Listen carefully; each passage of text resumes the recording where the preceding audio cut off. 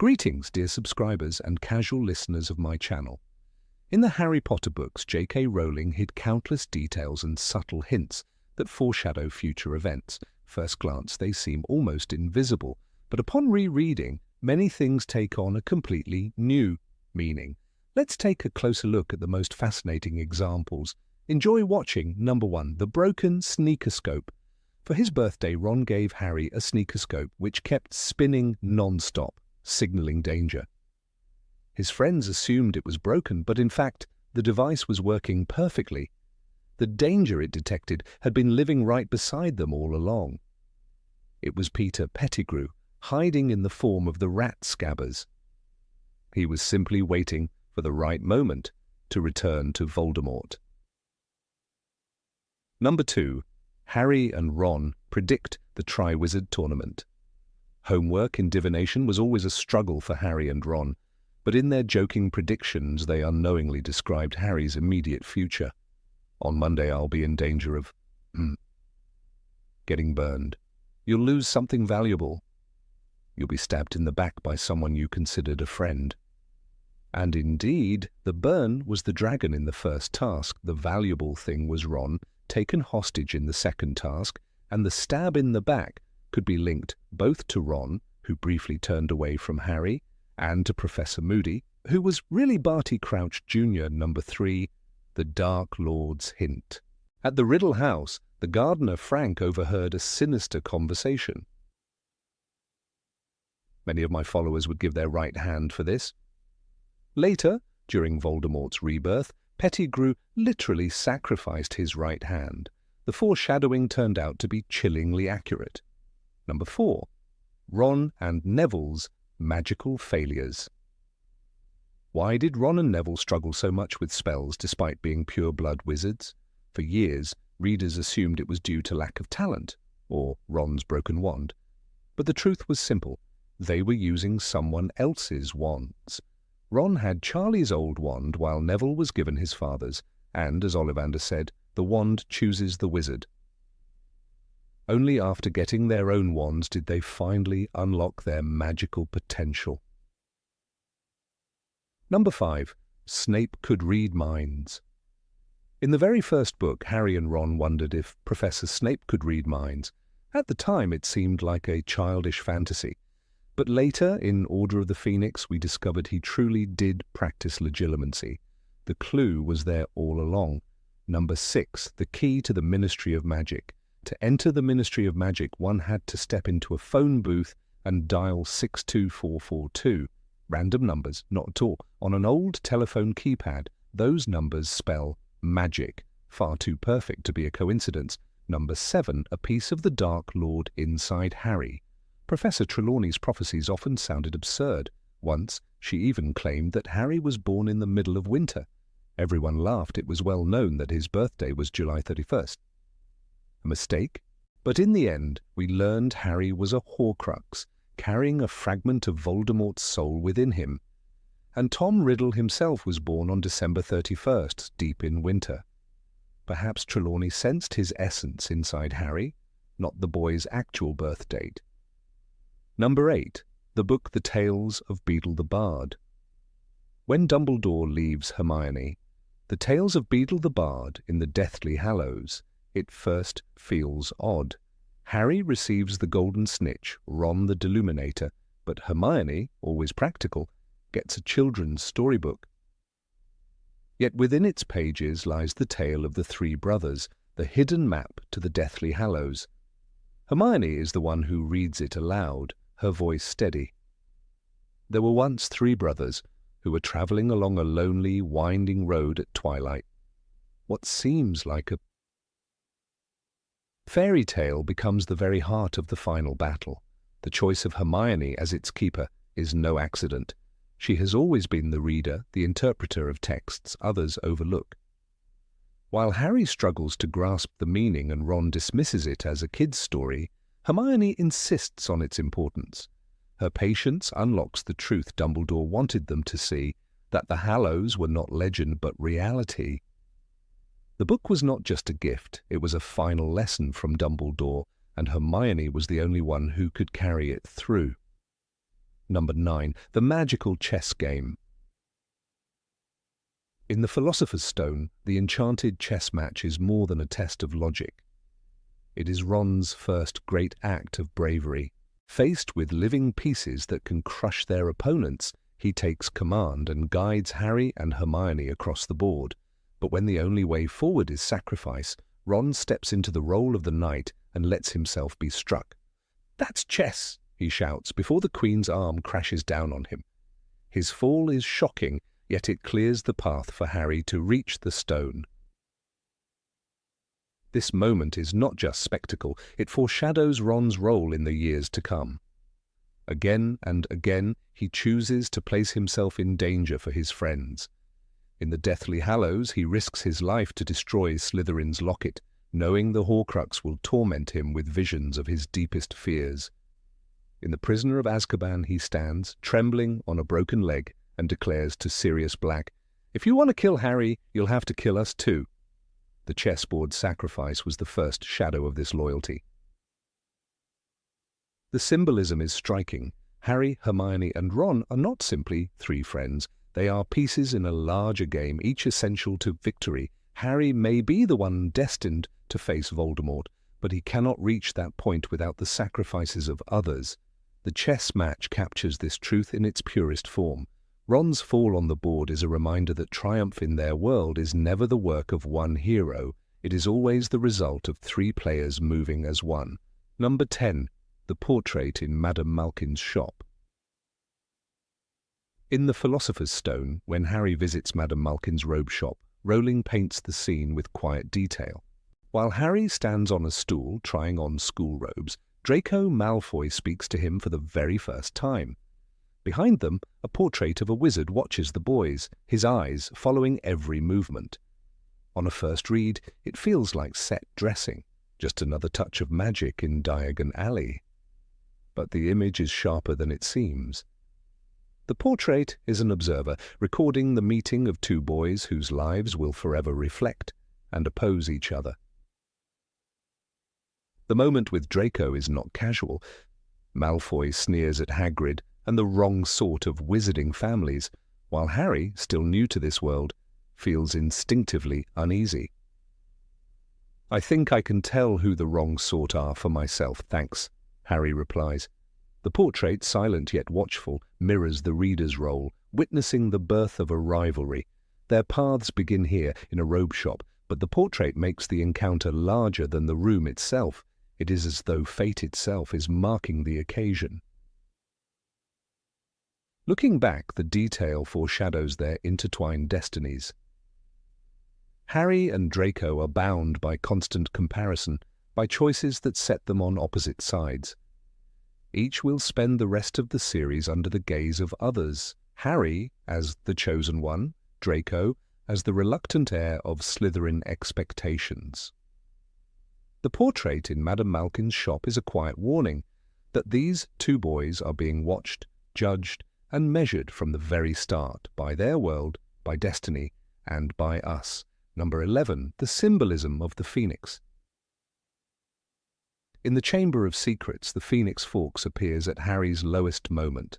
Poisoned by the basilisk's fang, Harry collapses on the floor of the chamber, certain that death is seconds away. Then Fawkes lands beside him and lets tears fall onto the wound. Rowling writes, "The Phoenix let out one soft, quavering note. As the tear soaked into the wound, Harry felt the pain ease. This is more than rescue, it is a rebirth. Harry rises, healed, renewed, just as a phoenix rises from ashes." The Phoenix's symbolism becomes stronger when we remember Fawkes's cycle of life. Earlier in the book, Harry watches the bird burst into flames in Dumbledore's office, horrified that he somehow killed it. Dumbledore laughs and explains, "Fawkes is a phoenix, Harry. They burst into flame when it is time for them to die and are reborn from the ashes." At the time, the scene plays as comic relief, but in hindsight, it foreshadows Harry's own journey through death and resurrection. This symbolism returns in the Deathly Hallows.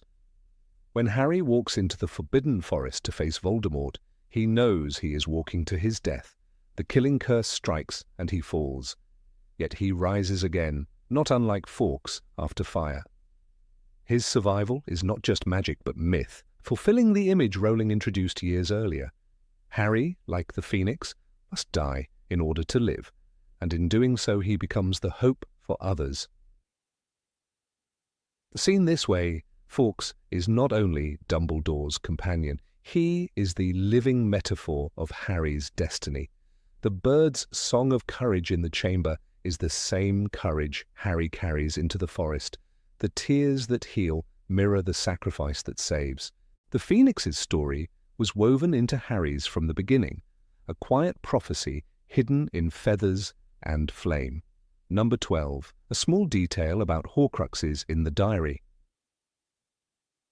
In the Chamber of Secrets, the diary of Tom Riddle first appears as nothing more than a strange old notebook. It writes back to Ginny Weasley, speaking in her own hand as though it were alive. At first it seems like another magical object in Rowling's world, a curious device meant to push the plot forward.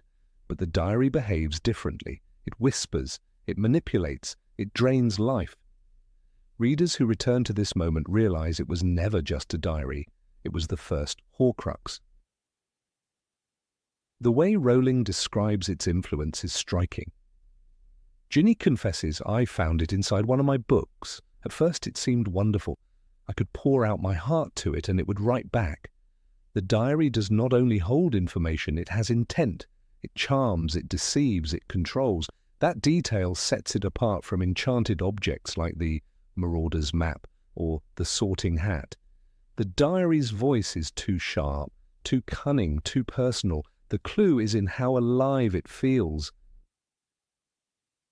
When Harry finally faces the memory of Riddle, the truth surfaces. The boy in the diary sneers, "Ginny poured out her soul to me, and her soul happened to be exactly what I wanted." This line exposes the darker nature of the object. It feeds on a person's very essence. On a first read, the horror is in what it does to Ginny. On a second read, the horror lies in what it truly is, a fragment of Voldemort's soul disguised as something innocent. The destruction of the diary is even more important in hindsight.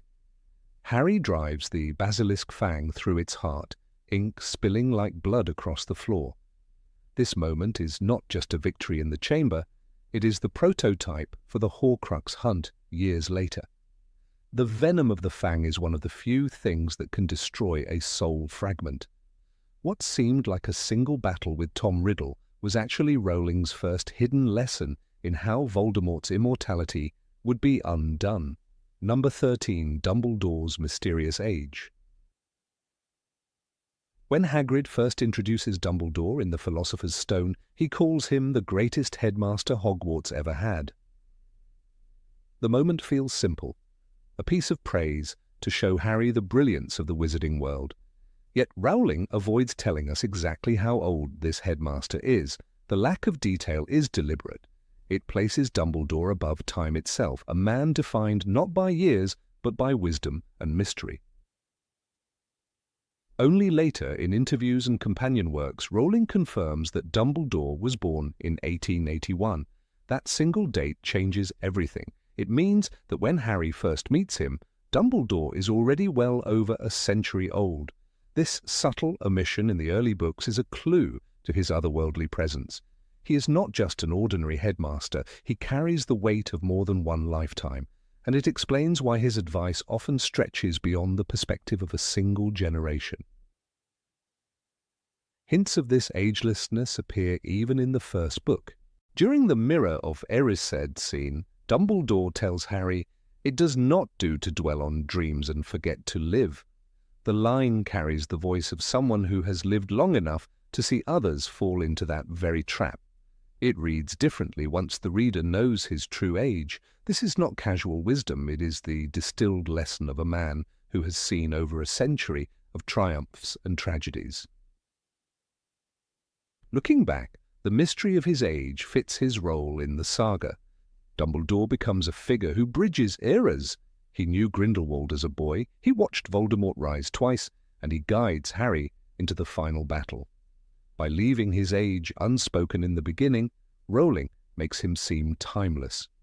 Only when we learn his exact birth year do we realize that the greatest wizard of the age is also one of its oldest survivors, carrying secrets from a world long before Harry's story began. Number 14. Sirius's suspicious transformations. In The Prisoner of Azkaban, Sirius Black often appears in his animagus form, a large black dog, at moments that feel too perfectly timed to be coincidence. One striking scene is when Harry first spots the Grim on Magnolia Crescent. The dog is described as enormous with gleaming eyes, and Harry feels instant dread. At first glance, this seems like the perfect introduction to a villain stalking his prey. But the truth, hidden just beneath the surface, is that Sirius is not hunting Harry to kill him. He is watching, guarding, waiting for his chance to reveal the truth. Later, on the Hogwarts grounds, the black dog appears again, just before the Quidditch match against Hufflepuff. Harry notices it staring at him from the stands. The timing feels threatening, but upon rereading, it is clear the dog never makes a move to harm him. Instead, Sirius is there to keep an eye on his godson, making sure no real danger gets too close. Rowling cleverly masks this protective instinct as menace, planting the seeds for the revelation that Sirius is not the monster the wizarding world believes him to be. Shrieking Shack scene finally exposes the layers of this deception. When Harry, Ron, and Hermione confront Sirius, expecting a murderer, they instead find a man who looks exhausted and broken.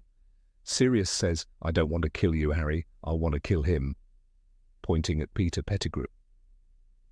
This moment shatters the children's assumptions. The supposed villain is actually fighting on their side, and his earlier appearances as a dog take on a new light. He was never stalking Harry as prey, but shadowing him as a protector.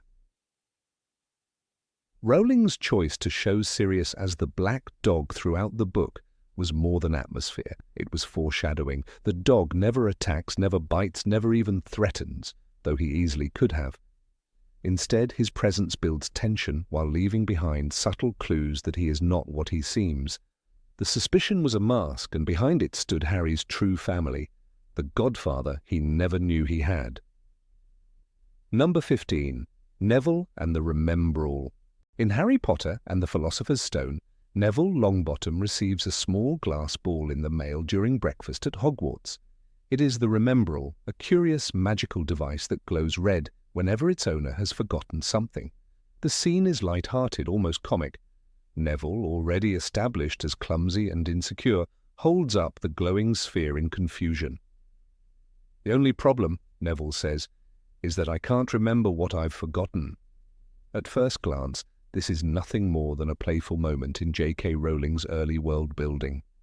Readers laugh at Neville's absent-mindedness and move on. But when the story is read again with full knowledge of what Neville will become, the Remembrall takes on a haunting symbolic meaning, one that foreshadows the boy's hidden destiny. Neville's forgetfulness is emphasized throughout the series. In that first book, he constantly loses items, misses instructions, and fails to perform spells correctly. Professor McGonagall calls him timid, and Draco Malfoy mocks him relentlessly. His nervousness is compounded by an oppressive family life, particularly his strict grandmother Augusta Longbottom, who pushes him toward bravery, yet constantly reminds him of his father's reputation. The glowing Remembrall is almost cruelly comic, a magical reminder that Neville is inadequate, but if one looks closer, it whispers a deeper truth. What Neville has forgotten is not his homework or his robes.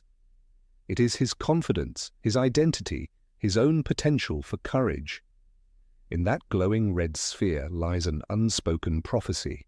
The Remembrall becomes the first major narrative hint of Neville's arc. In the same book, Neville is the boy who struggles to mount his broom during flying lessons and falls clumsily to the ground. Yet Rowling carefully inserts moments of quiet bravery. When Neville confronts Harry, Ron, and Hermione to prevent them from sneaking out at night, Dumbledore later praises him at the end-of-year feast, saying, "It takes a great deal of bravery to stand up to our enemies, but just as much to stand up to our friends." Neville's courage is there all along, shimmering beneath the surface, even if he cannot yet remember it. The glowing remembrel is his subconscious calling, a signal that his true strength has been misplaced but not lost. The irony of Neville's situation becomes more profound when paired with the prophecy introduced in Order of the Phoenix. The prophecy given to Dumbledore by Sybil Trelawney stated that a child born at the end of July would be destined to defeat the Dark Lord. That child could have been Harry Potter, but it could also have been Neville Longbottom. Voldemort chose to mark Harry as his equal, making him the central figure of the prophecy. Yet the possibility that Neville was the other boy lingers in the background. In this light, the remembrel scene acquires layers of hidden meaning. Neville is literally the boy who forgot his destiny. The sphere glows because he has lost touch with his own place in the grand story. When Neville eventually rediscovers his strength, the narrative transformation is breathtaking. By the time of Deathly Hallows, the timid child who could not keep track of his belongings has become a resistance leader at Hogwarts. While Harry, Ron, and Hermione are searching for Horcruxes, Neville stays behind and takes charge of Dumbledore's army. He endures torture from the Carrows, stands up to Snape, and inspires others to fight. The Remembrel's early glow can be reread as the quiet announcement of this future. Neville did not merely forget homework, he forgot that he too was capable of heroism. The reminder was glowing red from the very beginning. The crowning moment of Neville's arc comes in the Battle of Hogwarts. Voldemort, believing he has triumphed, calls for surrender. He offers Neville a place in his new order if he will join the Death Eaters. Instead, Neville rejects him outright and, in the moment of supreme courage, draws the sword of Gryffindor from the Sorting Hat. He swings it with all his might and decapitates Nagini, Voldemort's last Horcrux. The boy who once could not recall what he had forgotten has remembered everything: his family's legacy, his courage, and his role in ending the war. The Remembrel had always glowed in warning of this lost memory, a truth too big for Neville to understand as a child. Rowling's brilliance lies in planting such subtle hints early in the saga. The Remembrel is a throwaway object, never again mentioned after the first book, yet its symbolic function is enormous. It captures Neville's weakness in a single image, while hinting at the hidden depth of his character. This is a storytelling technique found throughout the series. An object presented innocently in one book later blooms into meaning. Just as the diary in Chamber of Secrets later returns as a Horcrux, or the locket in Order of the Phoenix becomes crucial in Deathly Hallows, the Remembrel silently announces Neville's path. Unlike those dark objects, however, it is not a tool of destruction, but of remembrance of self. The Remembrel scene also resonates with Neville's family history. His parents, Frank and Alice Longbottom, were tortured into madness by Bellatrix Lestrange and other Death Eaters. Neville visits them at St. Mungo's and quietly accepts the pain of their broken state. He grows up in their shadow, his grandmother constantly comparing him to the father he can never equal. The weight of this heritage is something Neville subconsciously represses. He forgets the courage that runs in his blood. His parents were Aurors, fighters of Voldemort, heroes in their own right. It is this bloodline that ultimately reawakens in him during the Battle of Hogwarts. The Remembrel symbolizes the long delay between that inheritance and Neville's awareness of it. Number 16, the scar as a prophecy. The scar on Harry Potter's forehead is often described in passing as a simple reminder of Voldemort's failed killing curse, yet hidden within that lightning-shaped mark lies a narrative clue that J.K. Rowling wove into the very fabric of her story. It is not simply a symbol of survival, it is a prophecy written on flesh, a sign that Harry carries not just the memory of that night in Godric's Hollow, but an active, living bond with the darkest wizard of his age. Readers who first encountered Harry Potter and the Philosopher's Stone might have noticed the sharp pang Harry felt in his scar when Professor Quirrell, possessed by Voldemort, stood near him. At the time, it was easy to dismiss it as a minor magical side effect. Only later does the full magnitude of this detail reveal itself, transforming that initial moment into a profound foreshadowing of the saga's central conflict.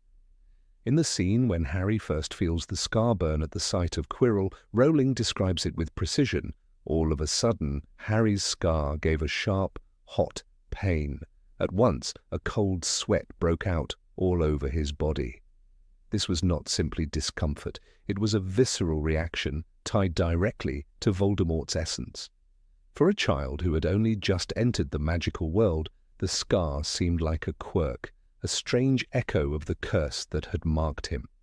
For readers, it was an early breadcrumb, one that, if followed, revealed that the connection between Harry and Voldemort was not passive, but alive, pulsing, and prophetic. The scar did not wait for explanations in later volumes. It was already whispering of a deeper link, one most easily ignored by readers rushing through the adventure of the first book.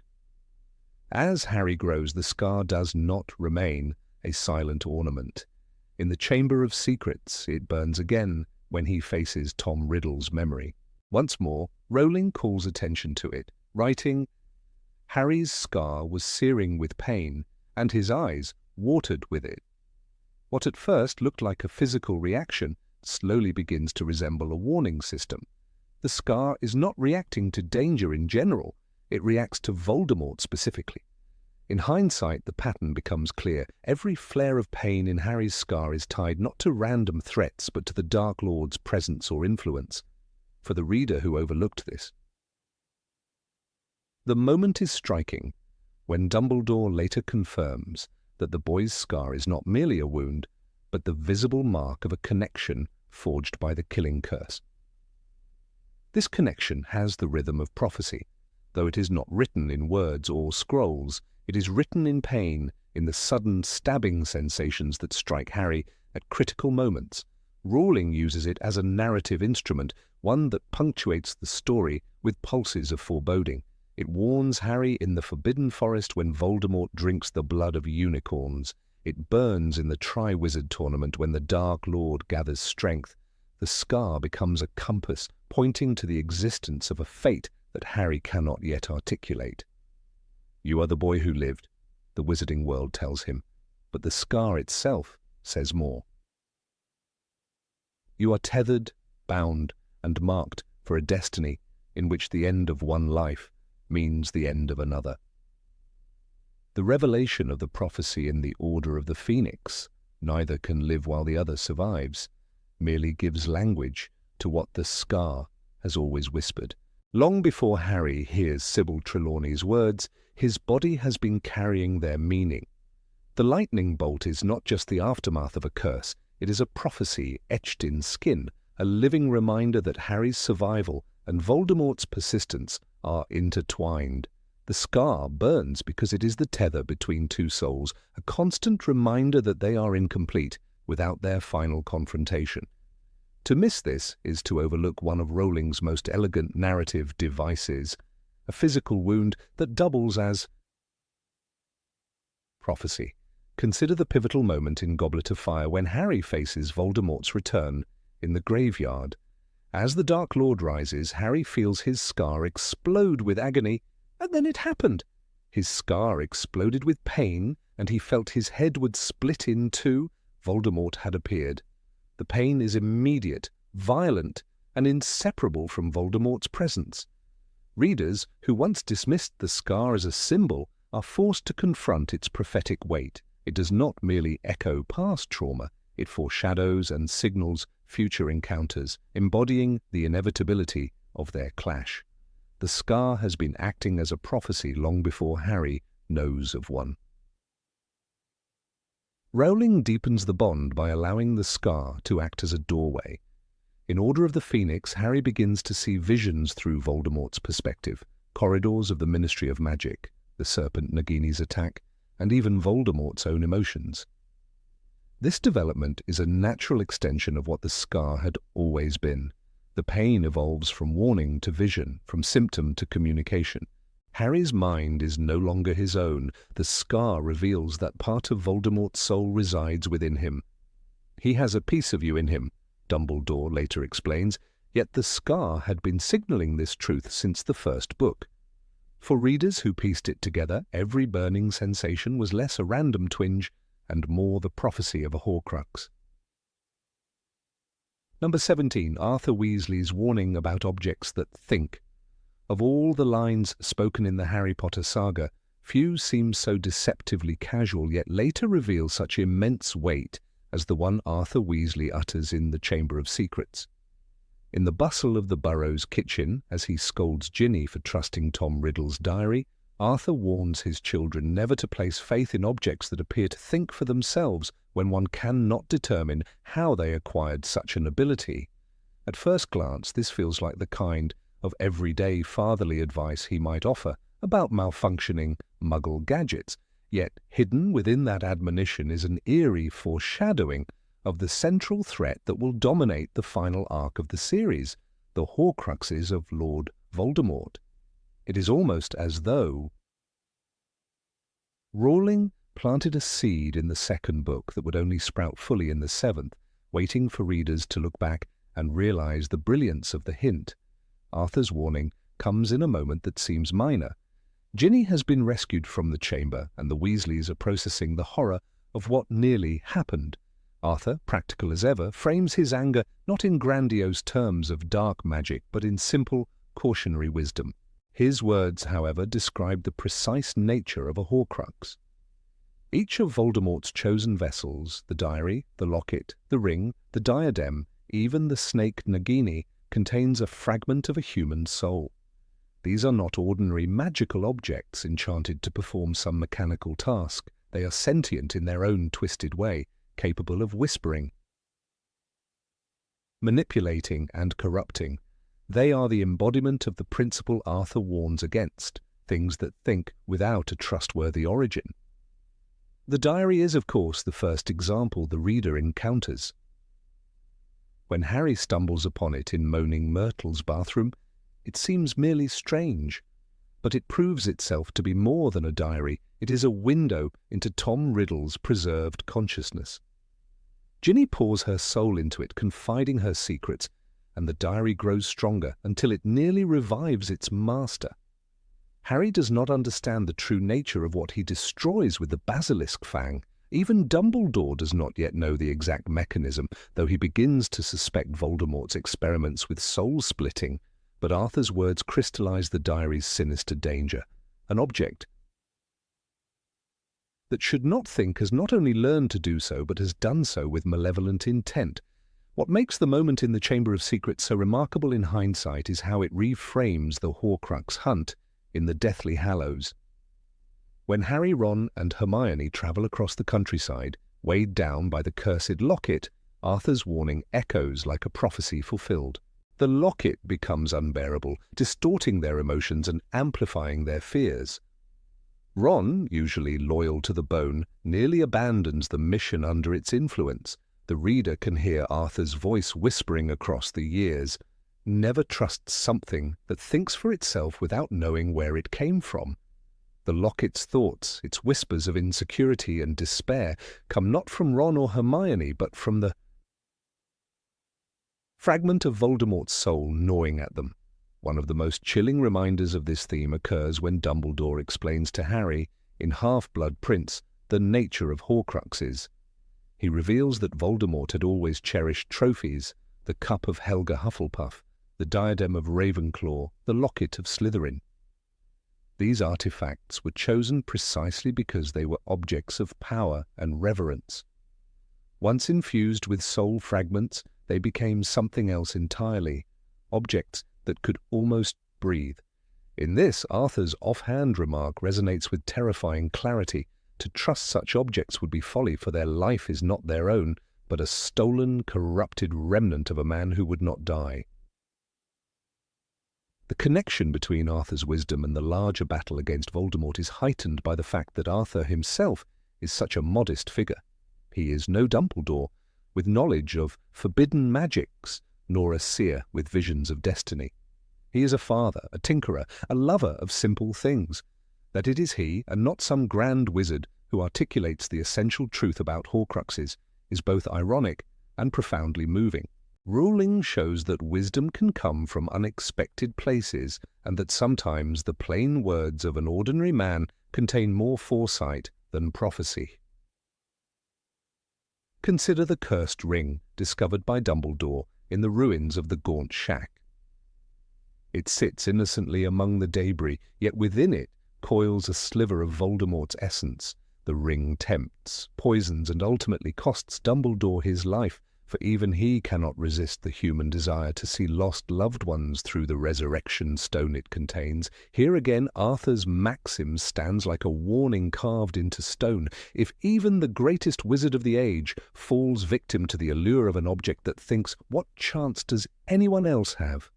The tragedy of Dumbledore's withered hand is a grim testament to the danger Arthur pointed out years earlier at his kitchen table. The sword of Gryffindor provides a poignant counterexample. Unlike the Horcruxes, the sword is an object that does not think but responds. It absorbs what makes it stronger, such as basilisk venom, and it appears to those who truly need it. When Harry retrieves it from the frozen pond and uses it to destroy the locket, he holds in his hands an object of trust. The sword is the inverse of Voldemort's creations, powerful, yes, but pure. In contrasting these objects, Rowling underlines the wisdom of Arthur's words. The danger is not in enchanted items themselves, but in those that think without rightful cause, animated by dark and hidden origins. Number 18. Dumbledore's words about Slytherin. In Harry Potter and the Philosopher's Stone, there is a moment in the hospital wing that seems simple, almost like a quiet piece of reassurance offered to a boy who has gone through more than any 11-year-old should endure. Albus Dumbledore tells Harry, "It is our choices, Harry, that show what we truly are, far more than our abilities." On a first reading, this line feels like comfort, a wise headmaster trying to soothe the insecurities of a child who has just faced Voldemort. Yet when one reads the series in its entirety, this moment becomes something more, a hidden clue, a seed planted early by Rowling to foreshadow the final revelation of Harry's power over Voldemort. It is not his lineage, not his talents, not even the mark left on him by the Dark Lord, but his choices that define who he is. And more than that, it is Dumbledore subtly signalling that Slytherin's legacy, so often tied to darkness, does not determine destiny. The Sorting Hat's words in the very beginning serve as the first sign of this conflict. It tells Harry, "You could be great, you know, it's all here in your head, and Slytherin will help you on the way to greatness." The Hat sees qualities in Harry that align with Slytherin: ambition, resourcefulness, determination. On the surface, the boy who lived seems like the opposite of everything associated with Salazar Slytherin, yet the Hat hesitates, considering him for that house. This is the first indication that the connection between Harry and Slytherin will be a thread woven throughout the story. But Harry begs not to be placed there, whispering, "Not Slytherin, not Slytherin," and the Hat finally relents.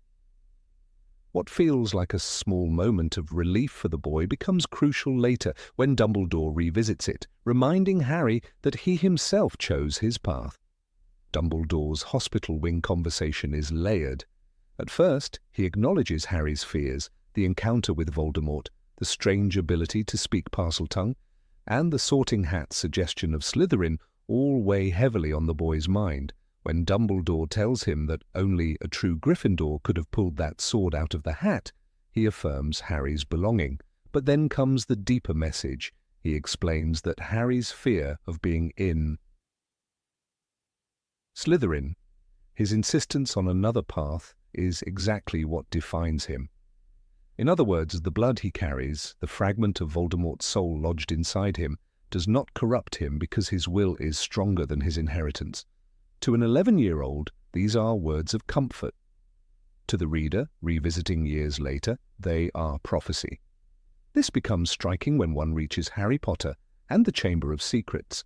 Once again, Harry faces the question of Slytherin's influence. He learns he is a Parselmouth, something rare and feared, and directly associated with Slytherin's bloodline.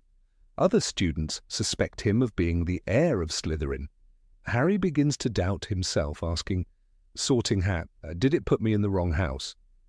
But the answer lies not in the hat's choice, but in his own. He rejected Slytherin, even if the hat argued he could thrive there. When Fawkes the Phoenix brings him the sword of Gryffindor, it is Dumbledore's earlier words echoed through action. The boy who feared the shadow of Slytherin proves through choice and courage that he belongs elsewhere. Again, the story repeats the subtle reminder: qualities alone do not dictate destiny. The true genius of Rowling's foreshadowing lies in how casual the hint seems in the first book.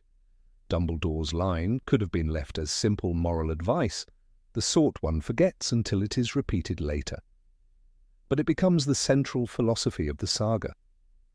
By the time Harry faces Voldemort in the Forbidden Forest in Deathly Hallows, Dumbledore's words have matured into their ultimate meaning: Voldemort.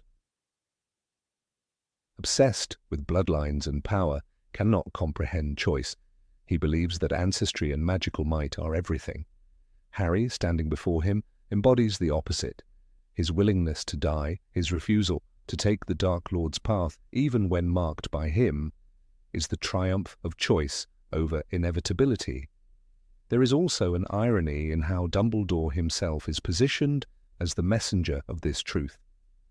Dumbledore, who carries his own heavy past, his youthful ambition with Grindelwald, his temptation by power, understands better than anyone that lineage and talent can lead to ruin if not tempered by decisions. He warns Harry because he knows firsthand the danger of letting inherited gifts or raw ability define one's life. His words to Harry are not abstract philosophy, they are the distilled wisdom of a man who once nearly lost himself to the very allure Voldemort represents. In The Half-Blood Prince, this philosophy comes full circle when Dumbledore shows Harry the memories of Tom Riddle's childhood. The boy who became Voldemort possessed immense talent, charm, and intelligence, but every choice he made was rooted in cruelty and hunger for power. Riddle, too, had a Hogwarts house awaiting him. He was Slytherin's heir by blood, and he embraced it fully. But the truth Dumbledore had spoken years earlier lingers. Voldemort's downfall was not inevitable because of his ancestry. It was inevitable because of his choices. He chose domination, he chose fear, he chose immortality at any cost, and in choosing he sealed his fate long before Harry's final confrontation. One cannot overlook how Rowling ties these threads together with symbolism.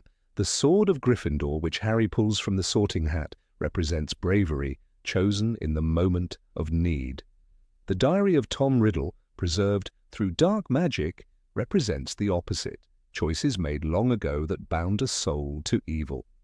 When Harry stabs the diary with that sword, it is not just a victory in the Chamber of Secrets, it is the physical manifestation of Dumbledore's earlier lesson. The boy who feared his Slytherin qualities chooses to act with Gryffindor courage, and in doing so, he triumphs over the shadow of Slytherin's heir. The presence of Parseltongue throughout the series keeps the reminder alive. In Goblet of Fire, when Harry faces the Hungarian Horntail, his ability to think quickly and act bravely outweighs any Slytherin quality he carries. In Order of the Phoenix, when he dreams of the snake attacking Arthur Weasley, his fear deepens that he is too close to Voldemort, too entwined with Slytherin's heir. But again, Dumbledore pushes him toward the truth. The very fact that Harry is horrified by what Voldemort does is proof that he is different. Evil is not in his blood, evil is in the choices one embraces. By the time readers learn the final twist that Harry is a Horcrux carrying a shard of Voldemort's soul, it is impossible not to look back at Dumbledore's words from Book 1 and see the masterful foreshadowing. The boy was literally marked with Slytherin's heir sharing his abilities and his connection. Yet he resisted. He chose love, friendship, and sacrifice over the tempting path of power.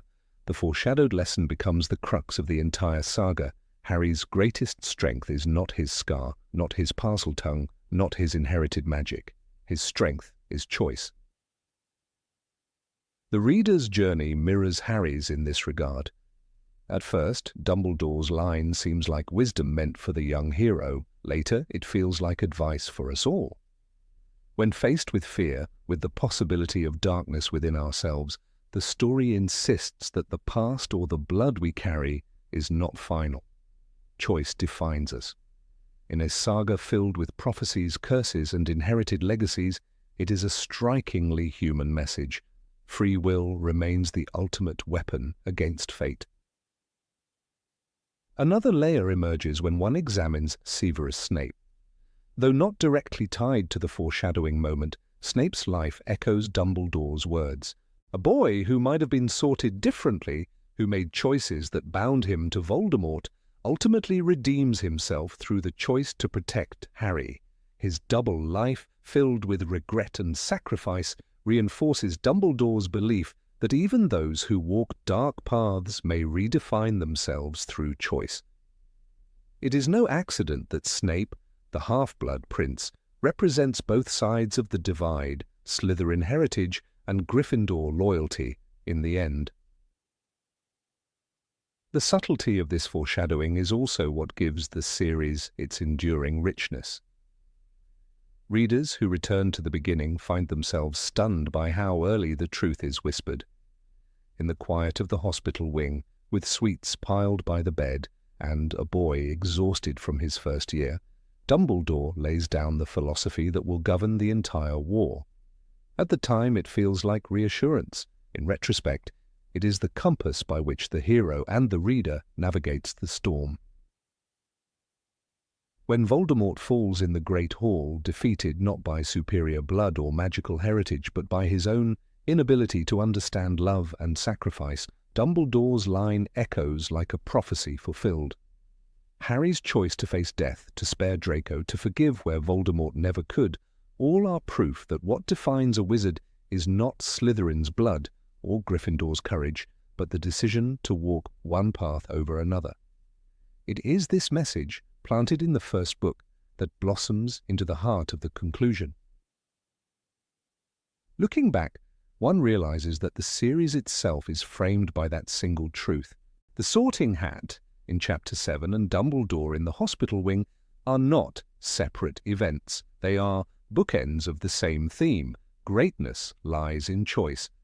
By disguising a prophecy within what seems like consolation, Rowling rewards the attentive reader and invites all others to discover it upon return.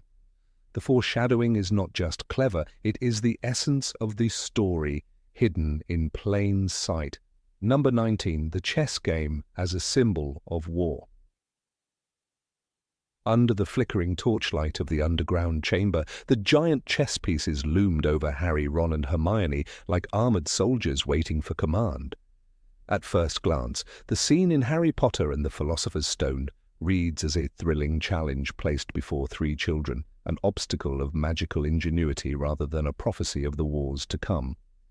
Yet when the pages of the saga are read again, the living chessboard transforms into something far more ominous, a symbolic rehearsal of the sacrifice and strategy that will define the struggle against Voldemort. The pieces of stone, faceless and cold, carry the weight of soldiers on a battlefield, willing to shatter for a victory that is never their own. It is a moment that foreshadows the cost of survival in a war where lives must be risked, and often lost, to preserve the future of the wizarding world. The power of the scene lies in its brutal honesty.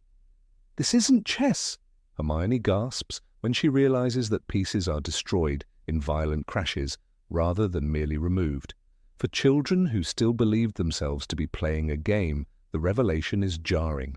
The shattered remains of pawns across the black and white tiles resemble bodies on a battlefield, and ruling deliberately does not soften the blow. Here the rules of childhood dissolve. Just as pawns break for strategy, so too will beloved characters later fall, not for personal glory but to advance the greater cause. Each fractured rook, each crumbling knight becomes a shadow of Sirius Black collapsing behind the veil, or of Fred Weasley struck down amidst the final chaos, or of Severus Snape bleeding out on the floor of the shrieking shack. Ron's decision to sacrifice himself stands at the center of this allegory. "That's chess!" he cries, climbing onto the back of the knight to direct the final moves. He knows full well what will happen. His piece must be captured to allow Harry to checkmate the king. In this moment, Ron embodies the spirit of wartime sacrifice. It is not about who wins the personal duel, but about ensuring that someone else survives long enough to carry the mission forward. Later, this same principle will echo in Dobby's desperate effort to save Harry and his friends from Malfoy Manor, the house elf, pierced by Bellatrix's knife,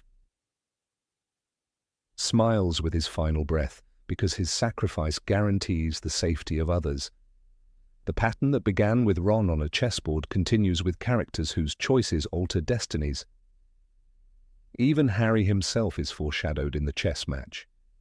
He does not take the role of the king, though he will later become the central figure in the war. Instead, he steps forward as a bishop, a figure of angled movements, indirect yet powerful. The symbolism is subtle. Harry is not the absolute monarch of this conflict, but a piece in a larger design. He will be guided, sometimes unknowingly, by forces like Dumbledore, Snape, and prophecy itself. His journey is never about ruling, but about moving across the board in ways that often surprise his enemies. And when the time comes, Harry, like a piece on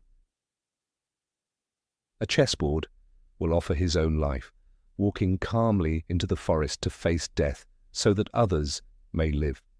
The shattered chess pieces also resonate with the fate of Sirius Black. Sirius, who lived as a fugitive and fought as one of Dumbledore's fiercest allies, perishes in the Department of Mysteries, his body vanishing beyond the veil. His death is abrupt, almost careless in its swiftness, much like the crushing of a knight or rook by a stronger opponent. Just as Ron watched his knight collapse, Harry watches Sirius fall, powerless to stop it. The imagery of war that Rowling planted in the first book repeats itself. The board demands sacrifice, and no piece, no matter how beloved, is safe from the relentless logic of battle. Fred Weasley's death during the Battle of Hogwarts feels equally foreshadowed in the chamber beneath the school. A twin, a prankster, and a source of laughter, Fred had seemed untouchable, always sidestepping danger with wit and courage. Yet on the chessboard, pawns, often overlooked and underestimated, are the ones who fall first. Fred, in the chaos of war, becomes one of those pawns, struck down not in a blaze of personal glory, but as another casualty in the final push toward victory. His death embodies the tragic reality that war devours even the most innocent sources of joy, just as the chessboard had mercilessly consumed its faceless pawns. Dobby's sacrifice mirrors the cold mechanics of the chess game as well. In the chamber, Ron willingly takes the role of a piece destined for destruction. Years later, Dobby, without hesitation, embraces the same fate. When he apparates Harry and his companions away from danger, he effectively steps into the path of a deadly strike. The knife that kills him is not unlike the crushing blow of a rook's weapon, sudden and inescapable. The elf's death is heartbreaking precisely because he had no obligation to fight. He was, in many ways, a pawn who chose his role, and in choosing, he redefined the worth of pawns themselves. His selflessness illuminates the truth that the smallest and least expected sacrifices can turn the tide of war. Severus Snape's story, too, reverberates with the resonance of the chessboard. Though he appears for much of the saga as a villain, his final revelation exposes him as a piece that had been moving strategically all along. Snape is not the king nor the queen, but perhaps something closer to a rook, powerful but confined by rules and loyalties. His entire life is a sacrifice, played out for the sake of Lily's memory and Harry's survival. In the end, Snape is toppled not by direct battle but by betrayal, like a piece forced to remain in a position where destruction is inevitable. His fall is mournful, but it fulfills the prophecy laid out in the chess match. Not every figure survives to the endgame, yet their loss carves the path to victory. The motif of sacrifice established in the first book re-emerges in Harry's own confrontation with death. When he enters the Forbidden Forest in Deathly Hallows, he is no longer the boy moving across the chessboard. He becomes the ultimate piece to be sacrificed. "I am about to die," he tells himself, echoing the silent acceptance Ron displayed years before. Harry's willingness to fall mirrors the knight's collapse in the first chamber, yet his survival, granted by love and by the Elder Wand's divided loyalty, suggests that some sacrifices, though accepted, may not end in destruction. The chessboard did not allow resurrection, but the saga itself bends that rule for Harry, reminding us that hope can exist even when the board seems lost. The imagery of war through chess also illustrates Dumbledore's philosophy. It is our choices, Harry, that show what we truly are, far more than our abilities. On the chessboard, every move is a choice, every sacrifice deliberate. Dumbledore himself embodies this principle when he orchestrates his own death, allowing Snape to kill him so that the Elder Wand's power is misdirected. His self-removal from the board mirrors Ron's early example and serves as the Grandmaster's final move in a game stretching across decades. The thematic line from that underground chamber to the astronomy tower is clear. Sacrifice shapes the outcome of the war. What is striking about Rowling's symbolism is how she uses a childhood game to teach her readers the brutal logic of conflict. For young audiences, the scene is thrilling but digestible. It is a lesson in courage and cleverness. For older readers, the echoes of later tragedies resound. The shattering pawns are no longer just stone figures, but Dobby and Fred, Sirius and Snape. The black and white tiles beneath the children's feet expand into the battlefields of the Second Wizarding War, where every square becomes soaked in grief. The lesson learned in that chamber is that victory is not achieved without loss, and that loss often feels unbearable. The artistry of the scene also lies in Hermione's role. She is not the one to sacrifice herself, but she witnesses and understands the meaning of Ron's decision. Later, she too will risk her life countless times, from polyjuice experiments to the torture in Malfoy Manor. Her shocked realization in the first book, that's not just chess, that's war, becomes a guiding truth. The intellectual child who once saw logic as a safe realm learns that strategy in real life involves wounds, scars, and irreversible costs. The chessboard prepared her for the emotional price of resistance. Each rereading of the saga transforms the chess match into something darker and more poignant. What once seemed like an ingenious magical obstacle becomes a battlefield where the rules of war are first introduced to 3 children who would later lead a rebellion. The sacrifice of stone figures anticipates the heartbreak of human loss. The shouted commands of Ron foreshadow Harry's leadership at Hogwarts, and the final crash of the knight echoes in every grave dug for the fallen. The game was never merely a test, it was prophecy in disguise.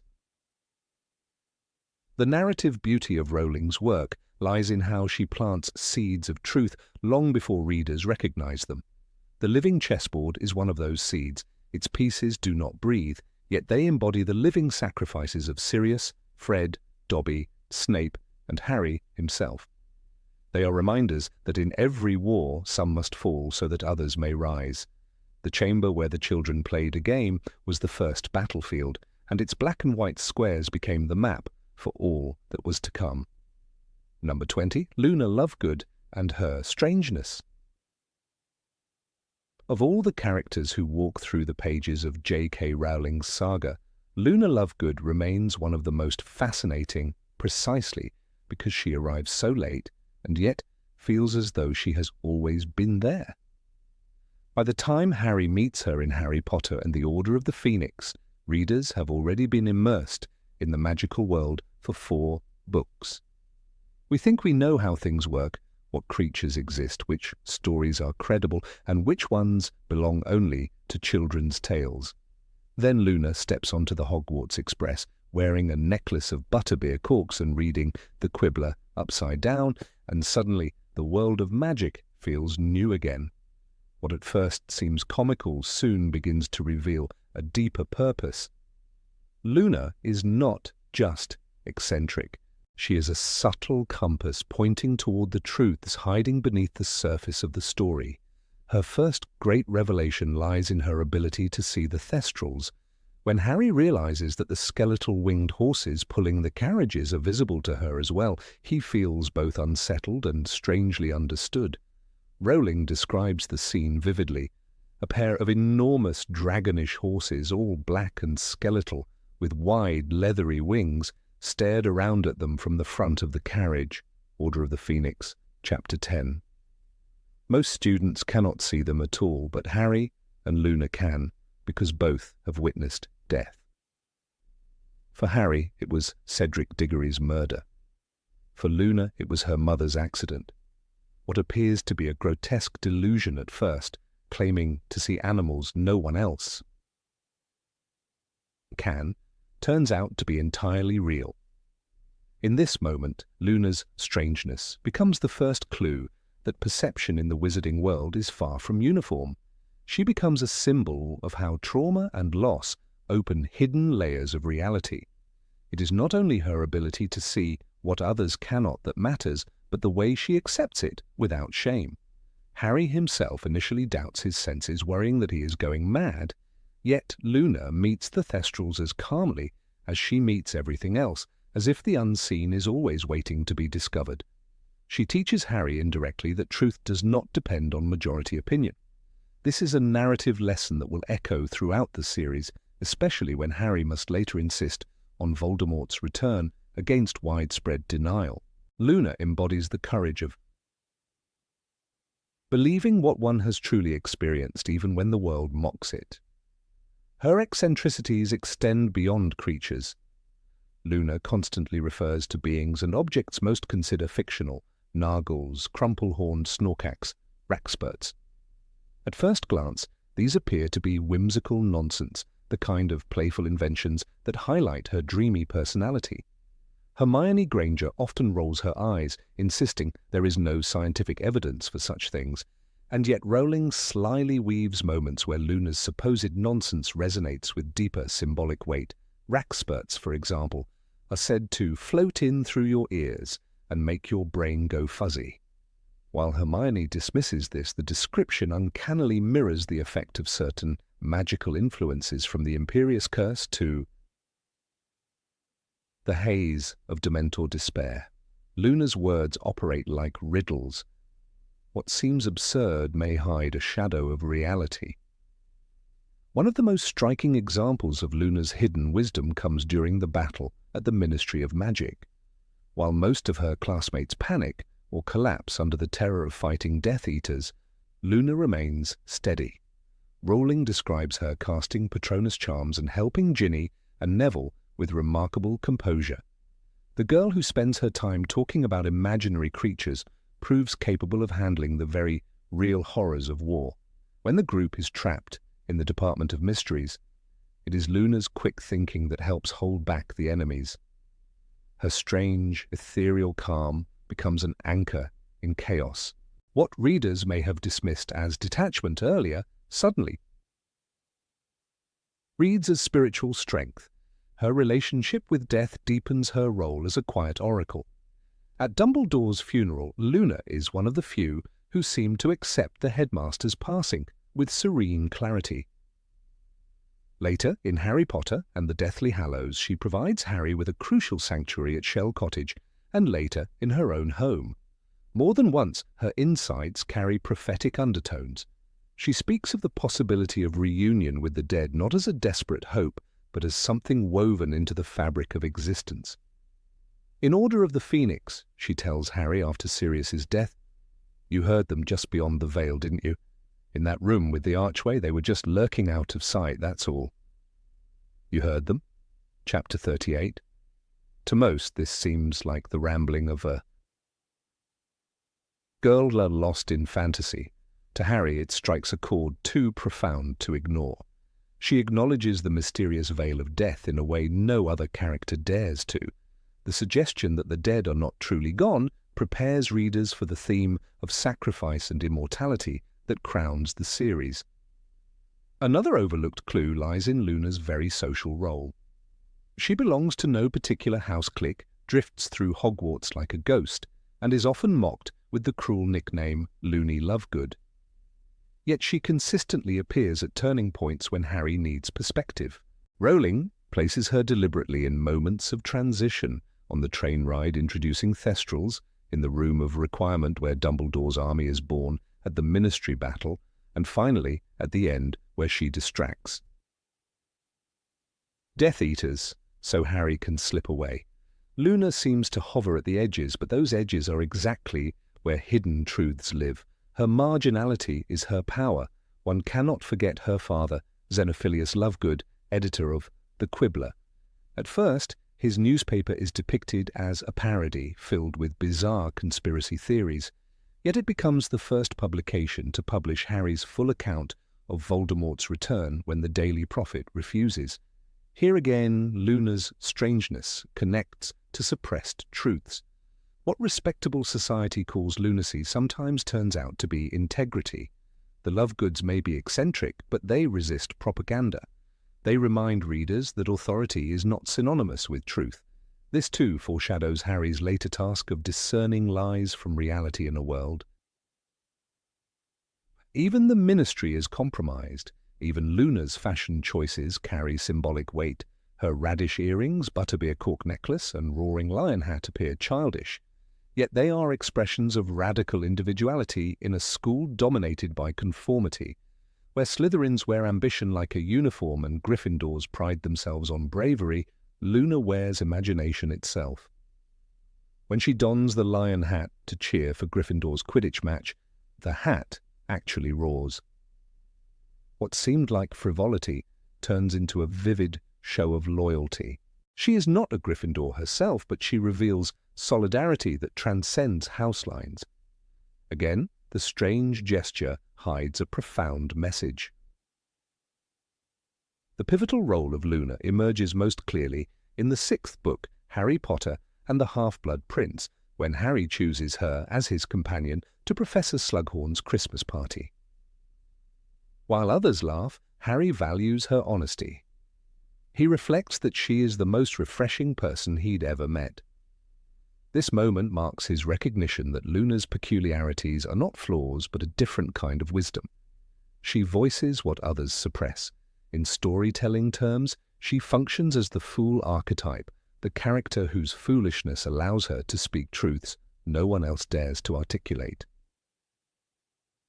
When the trio is captured by Death Eaters in Deathly Hallows and taken to Malfoy Manor, Luna is already imprisoned there.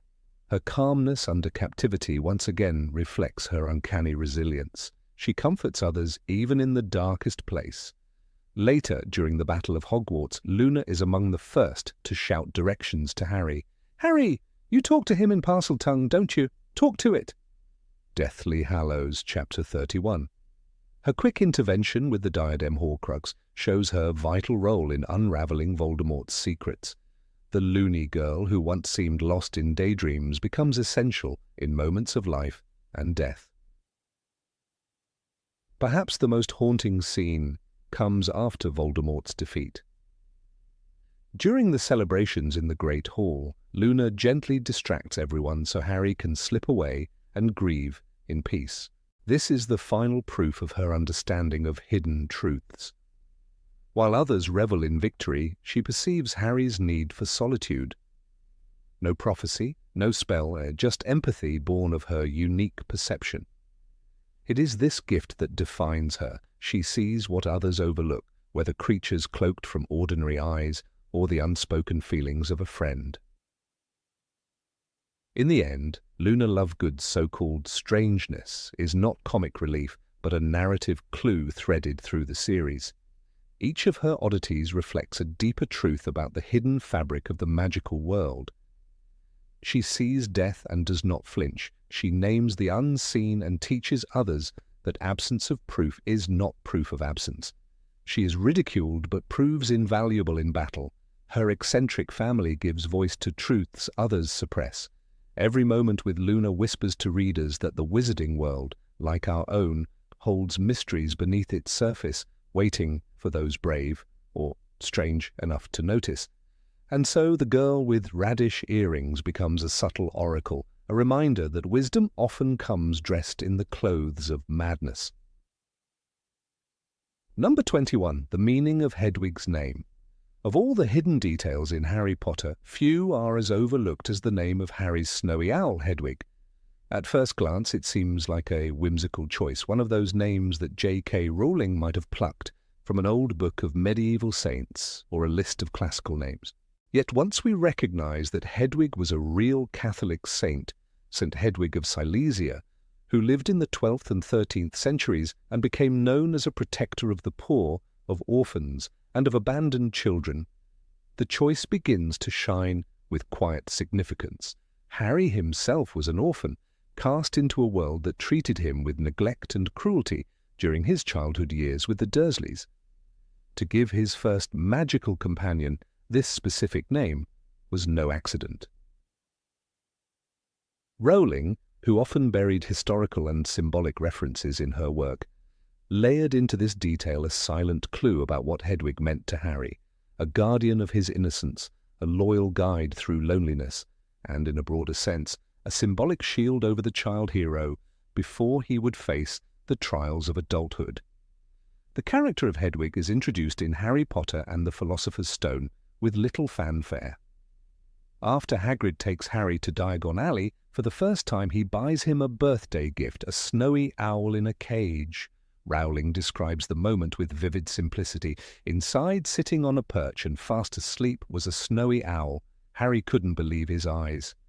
The wonder of that moment is doubled when we realize that this is not merely a pet.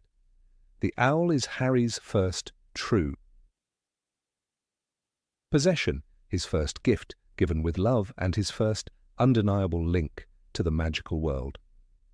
She is also his first true friend, before Ron, before Hermione, before anyone else in Hogwarts shows him kindness. The symbolism of giving her the name of a saint who cared for orphans ties the bird directly to Harry's role as a boy without family, offering him companionship when no one else would. In her historical context, St. Hedwig of Silesia dedicated her life to protecting children left without parents. She founded orphanages, supported monasteries, and gave her wealth to care for the neglected. This echoes eerily with the life Harry lived in, the cupboard under the stairs, invisible to those who should have cared for him. For readers who pass quickly through the pages, the name may feel simply old-fashioned or exotic, but Rowling's background in French and classics and her habit of embedding meaning in names makes it hard to believe this was coincidence. In fact, it is precisely in this subtle choice that we see Rowling's storytelling craft. Hedwig is not only a creature of beauty and loyalty, but also a living symbol of care for the abandoned child protagonist. The emotional bond between Harry and Hedwig grows stronger across the books. When he is alone at Privet Drive, Hedwig is more than a pet. She is his messenger to the outside world, delivering letters that tie him to his true home, Hogwarts. In Harry Potter and the Chamber of Secrets, when Harry is locked in his room by Vernon Dursley, Rowling describes Hedwig hooting desperately, trying to fly out to bring help, but being trapped in her cage. Hedwig was clicking her beak against the bars of her cage in frustration. The image is striking. The owl, named after a saint who freed orphans from neglect, is herself imprisoned by the Dursleys' cruelty, mirroring Harry's own situation. That parallel deepens the symbolism. She is both his companion and a reflection of his own captivity, reminding us how fragile his freedom was in those years. The choice of a snowy owl is also important. In folklore, owls have long been seen as creatures of wisdom and mystery. A snowy owl, brilliant white, radiates purity and guardianship. Saint Hedwig was often depicted in white religious robes, symbolizing purity and sacrifice. The visual association adds another layer to the choice. Hedwig is not only a bird, but an emblem of protection, innocence, and spiritual watchfulness. For Harry, whose life was overshadowed by the violent death of his parents, the presence of Hedwig, watching him, waiting for him, carrying his words to others, becomes a living symbol of the parent-child bond he lost. When we trace Hedwig's role across the series, her significance is quiet but consistent. In Harry Potter and the Prisoner of Azkaban, she is one of Harry's few connections to the outside world during the summer. Rowling describes how Harry writes to Ron and Hermione, sending Hedwig off into the night sky. Harry watched Hedwig glide away, moonlight catching her snowy feathers, until she was out of sight. The image is almost ethereal, a guardian angel vanishing into the darkness to deliver hope. Readers may not immediately see the saintly resonance, but the act of sending out his thoughts with trust mirrors the idea of prayer, a child lifting his hopes to something beyond himself. Hedwig is that bridge. The tragedy of Hedwig's death in Harry Potter and the Deathly Hallows is one of the most shocking moments in the entire saga. Rowling does not give her a slow farewell, but an abrupt and brutal end. As the Order of the Phoenix helps Harry escape from Privet Drive, a killing curse strikes Hedwig down, and Rowling writes, "The owl screeched and fell to the bottom of her cage." The suddenness of it, the cruel randomness, left readers stunned. Many mourned her loss more than that of some human characters. Why was this moment so devastating?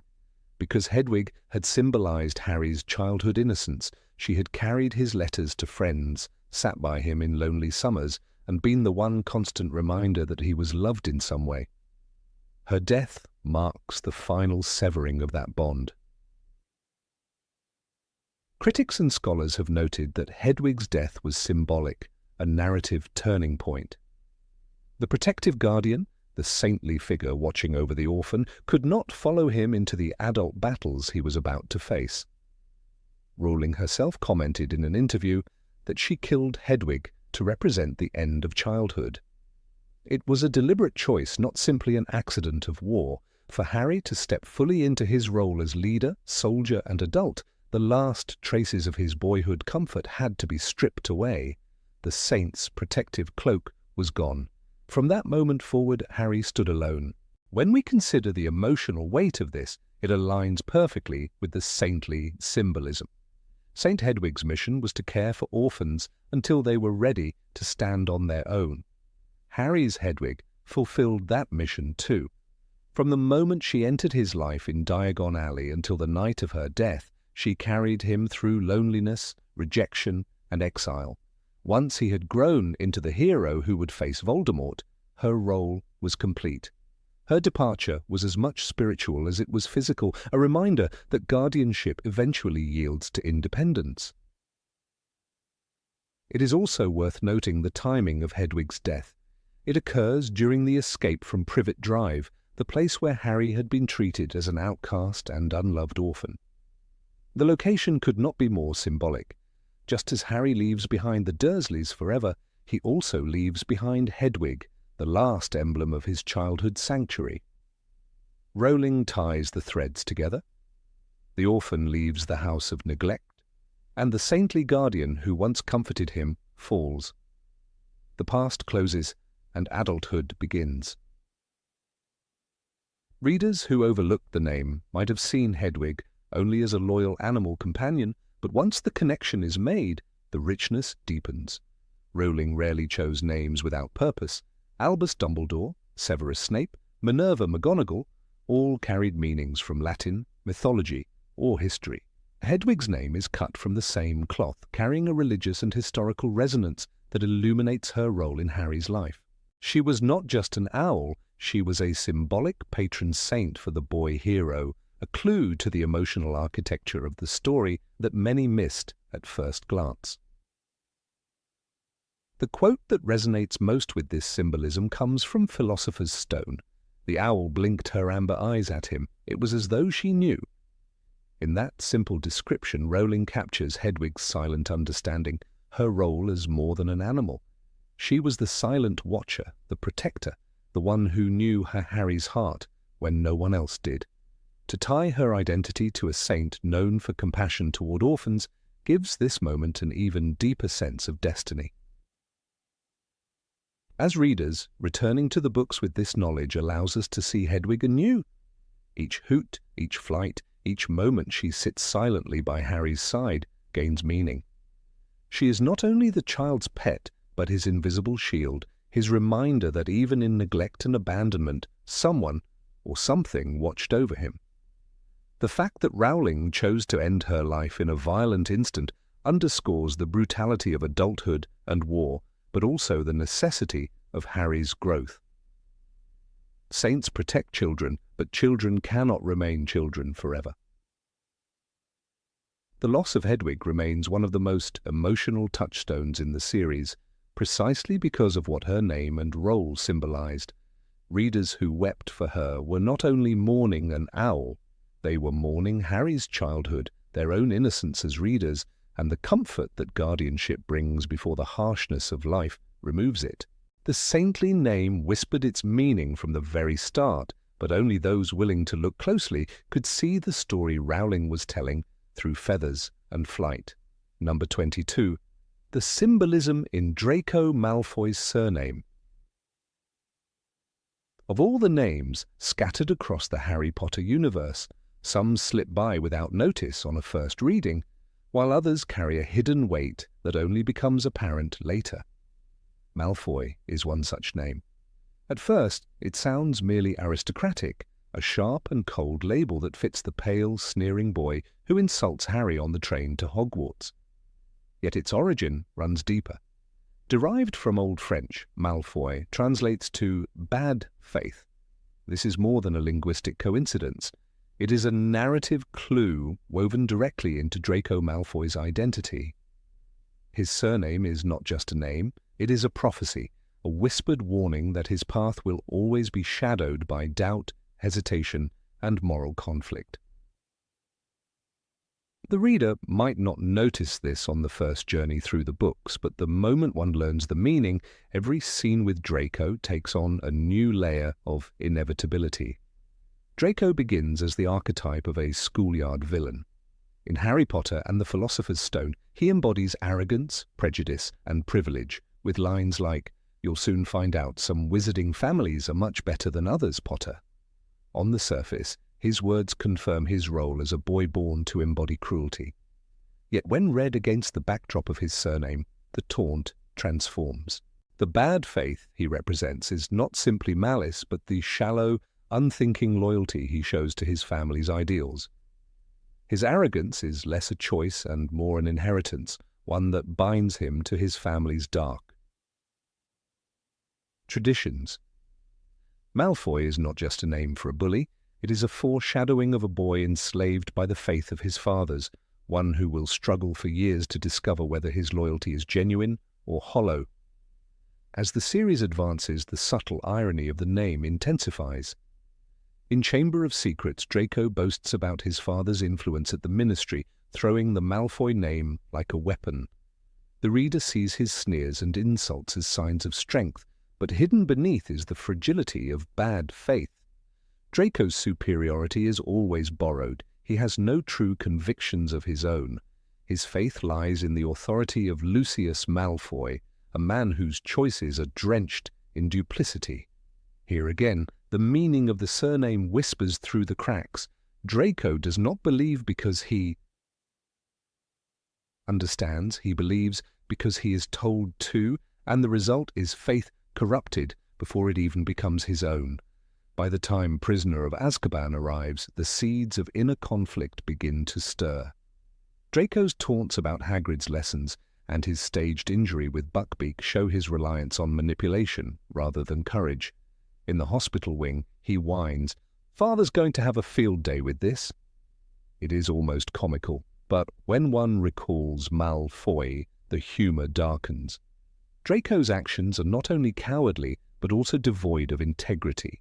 His bad faith is a refusal to face reality honestly. He inflates his suffering for power, weaponizing deceit.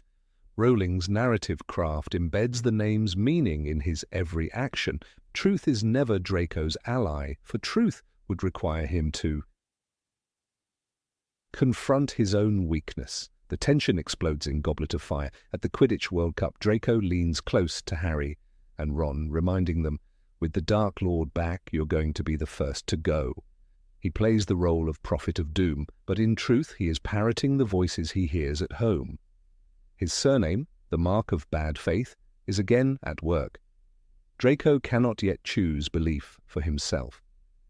He mouths the faith of others, faith in Voldemort, faith in pureblood superiority, faith in his family's wealth and status. Each utterance is hollow, a mask covering a boy who has never tested the strength of his own heart. The linguistic roots of his name unfold across the text. He represents faith that is compromised, faith that is tainted by fear and obedience. It is in order of the Phoenix that the curse of his name begins to press hardest upon him. In Umbridge's inquisitorial squad, Draco enjoys a taste of power. His laughter when he corners Harry or reports on Dumbledore's army rings with triumph. But beneath the smirk lies something more fragile. Bad faith no longer simply means loyalty to the wrong ideals. It begins to signify the collapse of integrity within himself. He knows the cruelty he enforces is wrong. How could he not, when it is so petty and vindictive? Yet he continues, unable to resist the approval of those around him. It is here that Draco's surname ceases to be just a family inheritance and becomes a personal burden. The boy begins to realize he is trapped by it. When the sixth book arrives, the prophecy of Malfoy crystallizes into its purest form. Assigned the task of killing Dumbledore, Draco is dragged into the deepest valley of his surname's meaning. In Half-Blood Prince, we see him crumbling under the weight of expectation. The boy who once sneered with confidence now hides in bathrooms, sobbing under the strain of his mission.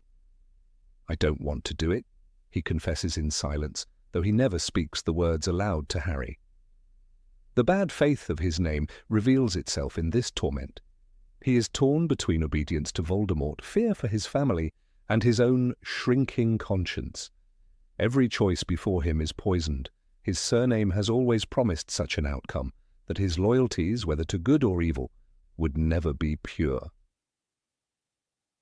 The confrontation on the astronomy tower shows the name's prophecy fulfilled. Draco raises his wand against Dumbledore, but his hand trembles. Dumbledore speaks calmly. "You are not a killer, Draco." This is not simply reassurance, it is a revelation. Draco's bad faith is his inability to believe either in mercy or in murder. He is faithless even in darkness, for though he clings to Voldemort's orders, he cannot follow them through. The boy is paralyzed by the curse of his name. Malfoy becomes a narrative mirror, reflecting his inability to act with the conviction of either a hero or a villain. In Deathly Hallows, Draco's surname continues to shadow him like a prophecy unshaken. When captured at Malfoy Manor, he hesitates to identify Harry, Ron, and Hermione. His words falter. I can't be sure." Here again, bad faith reveals itself. He cannot betray them openly, but neither can he stand openly against his family.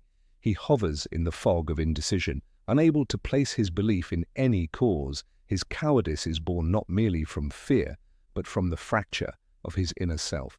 The boy who inherited a name meaning bad faith grows into a young man imprisoned by it. What is remarkable is how Rowling's choice of name allows readers to anticipate this long arc of hesitation and divided loyalty. On a first reading, the name feels like a detail in world building, a harsh syllable to accompany a bully. But upon reflection, one realizes that Malfoy was never just decoration. It was a breadcrumb, a foreshadowing of every tear Draco shed in secret, every wand that shook in his hand, every moment where his loyalty to darkness collapsed into silence. The translation of bad faith operates like a secret cipher, unlocking the boy's destiny before the story even begins. The richness of this detail comes into focus when placed alongside other characters. Harry Potter, with his simple, honest surname, stands for transparency, survival, and light. Hermione Granger, with her grounded name, signals her practical brilliance. Severus Snape, with the hissing sound of snake, reveals his ambiguous loyalties. Draco Malfoy, in turn, carries within his name the clue to his greatest struggle, not to choose evil, but to choose at all. His curse is not that he delights in cruelty, but that his faith, from the beginning, is poisoned. His destiny is not one of triumph, but of perpetual inner war. By the epilogue in Deathly Hallows, Draco appears again, older and subdued, standing with his son on platform 9 3/4. He offers no threats, no sneers, only a curt nod at Harry. The surname remains, but the boy who bore it has been broken by its weight. He is no longer a child intoxicated by his father's power. He is a man who understands, perhaps better than anyone, what it means to live with bad faith. His silence is a kind of surrender, an acknowledgement that faith, when corrupted, leaves scars that do not fade. The true brilliance of Rowling's choice lies in how the revelation rewards the attentive reader. Those who know French or stumble upon the translation discover that the name is not random, it is prophecy. It is storytelling in its purest form, where even the smallest details echo across 7 volumes. Draco Malfoy was never destined for simple villainy. His journey was foretold the moment his name appeared on the page. The boy of bad faith, trapped between fear and conscience, always unable to fully step into light or darkness. When examined this way, Draco Malfoy ceases to be a side character and emerges as one of the most intricate studies in the series. His very identity is a riddle, answered by the history of his surname. Every hesitation, every falter, every trembling wand is contained in those 2 syllables, Malfoy. The narrative clue lies in plain sight, but only the patient reader understands its weight. The prophecy was never hidden in a crystal ball. It was etched in his name from the beginning.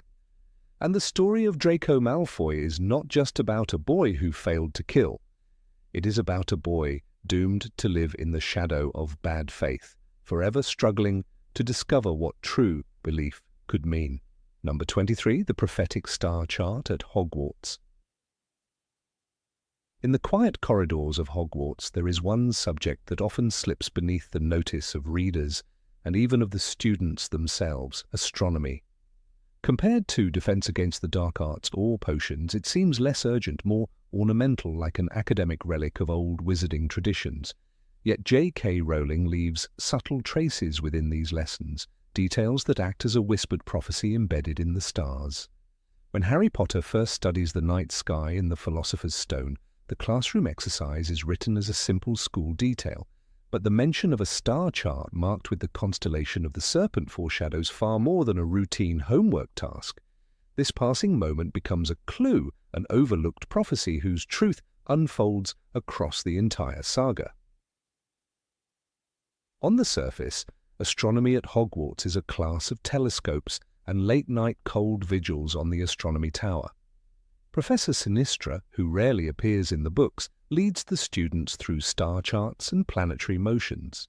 To a young reader, or even to Harry himself, these lessons feel distant from the pressing matters of the Sorcerer's Stone, Quidditch matches, or midnight encounters with magical beasts. But Rowling is deliberate in the choice of stars she allows Harry to notice. The constellation of the Serpent, once seen in passing, carries a weight of meaning that aligns with the saga's most enduring symbols: Slytherin, the Basilisk, Nagini, and Voldemort himself. What seems like a speck of background becomes a signpost to the mythic framework guiding Harry's destiny. The serpent in myth and literature is an ancient symbol tied to wisdom, temptation, and destruction. Rowling understood this cultural echo when weaving the story of the boy who lived.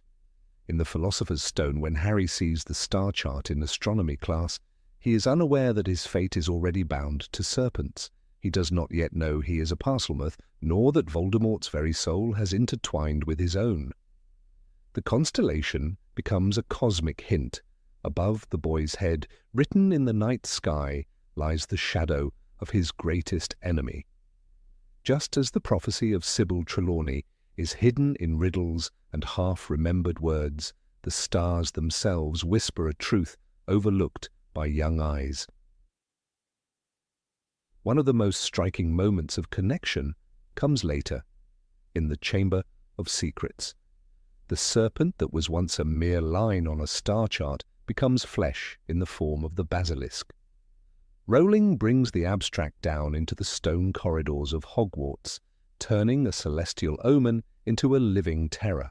When Harry hears the hissing voice in the walls, the revelation of his gift of Parseltongue feels shocking, but to a careful reader, the seed of this revelation was already planted in the astronomy tower. The serpent constellation was not idle decoration. It was a narrative cipher foreshadowing the ancient Slytherin beast sleeping beneath the castle. The stars also mirror Harry's own duality. Though sorted into Gryffindor, he carries traits of Slytherin within himself. The sorting hat whispers, "You could be great, you know, it's all here in your head, and Slytherin will help you on the way to greatness." The serpent in the stars mirrors the serpent within Harry. The boy who feels out of place in the Muggle world and even in Gryffindor finds that the darkness of Voldemort has marked him in more ways than one. He is both saviour and vessel, Gryffindor and snake speaker, light and shadow. The astronomical hint frames Harry's journey as written not just by prophecy but by the cosmos itself. Rowling does not place this symbolism in isolation.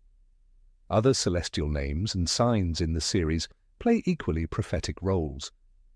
Sirius Black, whose name means the dog star, becomes Harry's godfather and protector, a guiding star in the boy's life.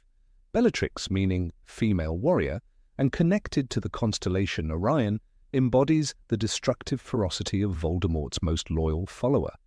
Draco Malfoy, literally Dragon of Evil or Serpent Dragon, bears a name rooted in the Draco constellation. Seen through this lens, the Hogwarts astronomy lessons are not background at all, but a Rosetta Stone to the characters' destinies. The Serpent constellation that Harry glimpses is therefore part of a broader code. The sky of Hogwarts is a prophetic map. When Voldemort rises again in the Goblet of Fire, serpents saturate the imagery. The dark mark is a skull with a snake protruding from its mouth, a terrifying emblem branded upon the sky itself. Readers cannot help but recall the earlier mention of the serpent stars, celestial serpents written above, now mirrored by magical serpents conjured into the air.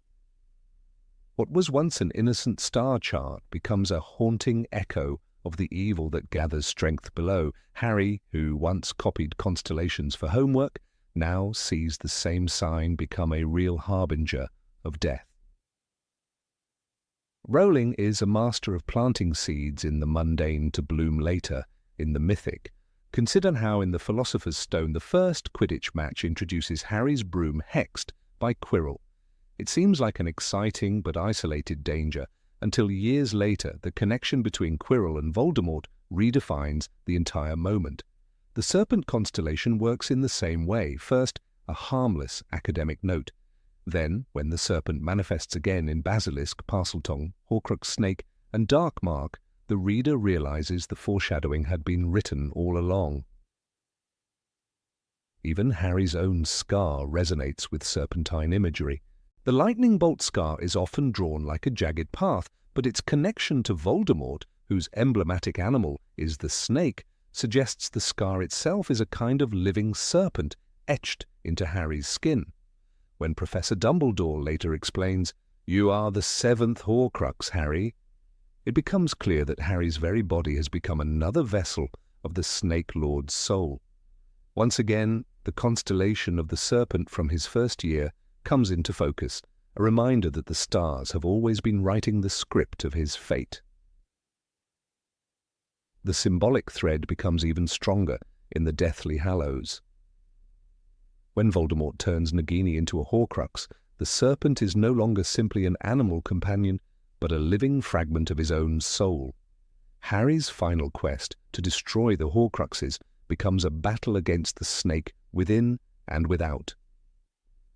The stars that once shone over his childhood astronomy lessons now appear prophetic, a chart of serpents written across the heavens pointing toward this final confrontation. The prophecy was not only spoken by Trelawney but drawn in the night sky. What makes this detail so fascinating is how easily it slips past readers. On first encounter with the Philosopher's Stone, most notice the mirror of Erised, the troll, the centaur, Firenze, warning about Mars being bright. These seem like the important details. Yet Rowling's brilliance lies in planting a quieter clue, one that gains power only in retrospect. It is a kind of literary magic, a reminder that the ordinary, like a homework assignment on constellations, can contain within it the seeds of extraordinary revelation. To reinforce this reading, we can look at how Rowling uses astronomy as a symbolic discipline throughout the series. When Firenze the Centaur teaches divination, he does not look into tea leaves or crystal balls, but into the heavens. He tells Harry, in the Philosopher's Stone, Mars is bright tonight. That celestial observation foreshadows conflict and bloodshed. If Mars can signal war, why should the Serpent constellation not signal the rise of the Dark Lord? The students may not see it, but the centaurs, bound by their stargazing traditions, would certainly understand. Rowling, through them, affirms that the night sky in the wizarding world is a book of prophecy. The reader who retraces these steps sees the story anew. The serpent in the stars at Hogwarts mirrors the serpent in the walls, the serpent in Voldemort's emblem, the serpent in Harry's gift of speech, and finally, the serpent bound to Voldemort's soul. What began as a minor school subject reveals itself as the hidden architecture of the saga. The heavens were already charting the great battle between the boy who lived and the Dark Lord. Rowling asks her readers to read not only the lines of dialogue but also the constellations written between them. When Harry finally defeats Voldemort in the Great Hall, the serpent dies with him. The boy who once copied star charts has now fulfilled the prophecy they whispered. The serpent that haunted him in every form, symbol, language, animal, curse is silenced. And though Rowling never draws attention back to that first astronomy lesson, it lingers like a secret known only to the most attentive reader. The stars had spoken long before Harry understood. Number 24, The Secret of the Mirror of Erised. The Mirror of Erised is first introduced to us as a quiet marvel, hidden in a forgotten classroom, where Harry Potter stumbles upon it during one of his nocturnal wanderings through the dark corridors of Hogwarts. On the surface it appears harmless, even benevolent, a polished piece of enchanted glass that reflects not the viewer's face, but their heart's greatest desire. Harry, trembling as he sees his parents alive and smiling at him, believes he has found comfort, something close to family, something he has been denied his entire life. Yet Rowling slips in an understated detail, a thread of warning woven into wonder, and for a reader on the second journey through the books, the significance of that detail grows heavier.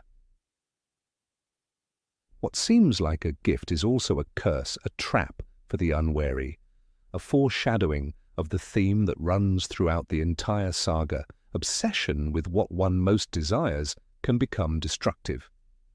When Dumbledore eventually discovers Harry before the mirror, he delivers a line that is deceptively simple.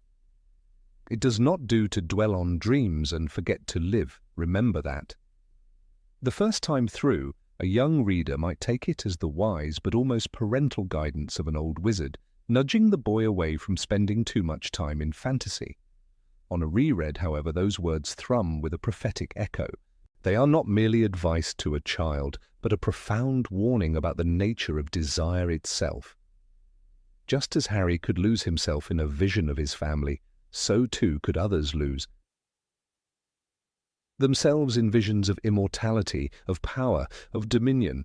The mirror becomes a quiet allegory for the dangers that await not only Harry, but every character who allows their longing to outweigh reality. The obsessive quality of the mirror is not unique to Harry. We are told that men have wasted away before it, entranced by what they have seen, or driven mad, not knowing if what it shows is real or even possible. This passage strikes harder when one thinks of characters like Voldemort or even Gellert Grindelwald, both consumed by visions of a different kind. Voldemort's obsession is with immortality and absolute control, Grindelwald's with the greater good that would justify domination. Both men, in their own ways, spent their lives staring into a metaphorical mirror of Erised. They became prisoners of their visions, and Rowling ensures that this early artifact introduced in the first book resonates later as a symbol of all-consuming fixation that blinds the seeker to truth. What deepens the meaning of the mirror is the way it ties into Harry's own journey. The boy who sees his parents in the glass is the same young man who later risks everything to keep their memory alive. The mirror is the seed of his deepest motivation. Yet unlike Voldemort, who chases shadows of immortality, Harry learns to let go. He understands, by the time he faces death in the Forbidden Forest, that to live fully he must accept loss. The mirror hinted at that lesson from the beginning. It gave him a vision of love, but also the temptation of despair. It showed him what he longed for, but offered no way to reach it, forcing him to grow past his desire and live for the living. This lesson finds its sharpest contrast in Voldemort himself. Tom Riddle is, in essence, a man who could never stop staring into his own reflection, though not in Erised's glass, but in the reflection of his own fear.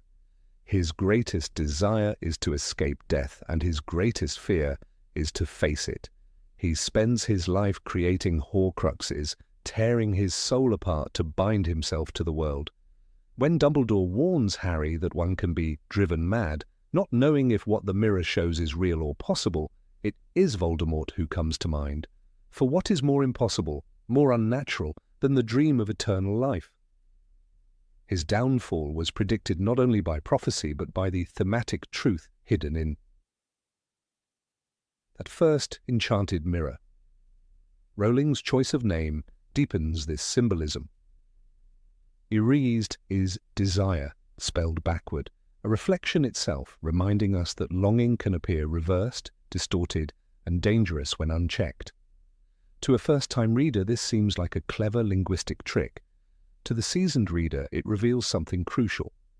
What you want most is rarely shown in its true form. Desire is always a mirror image, never the object itself. Harry sees his family, but he cannot touch them. Voldemort dreams of immortality, but what he achieves is only a half-life, a grotesque survival. In both cases, the mirror exposes the gulf between the image of desire and its reality. Consider also the way Dumbledore handles the mirror. He does not destroy it, nor does he leave it where anyone might stumble upon it. Instead, he hides it away and later uses it as the final protection for the Philosopher's Stone.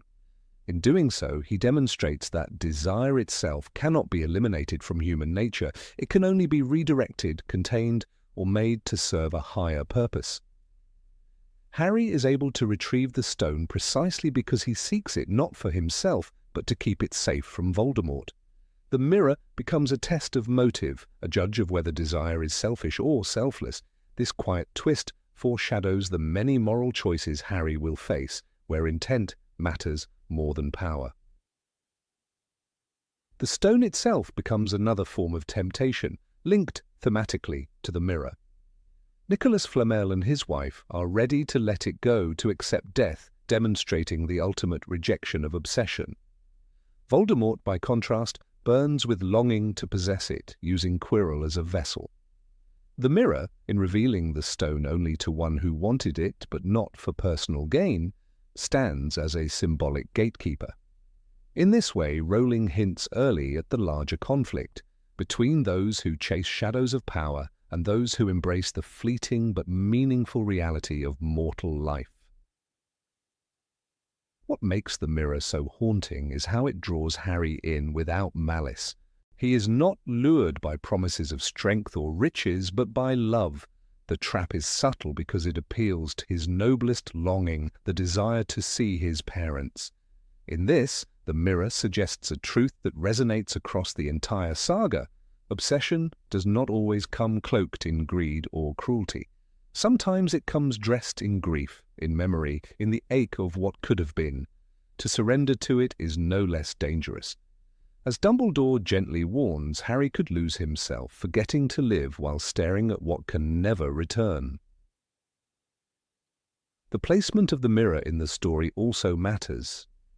It appears in the first book at the dawn of Harry's journey, planting the seed of a theme that grows darker with each installment. By the time we reach the Hallows, the connection is clear. The Elder Wand, the Resurrection Stone, and the Invisibility Cloak are all reflections of desire. Each can consume its owner.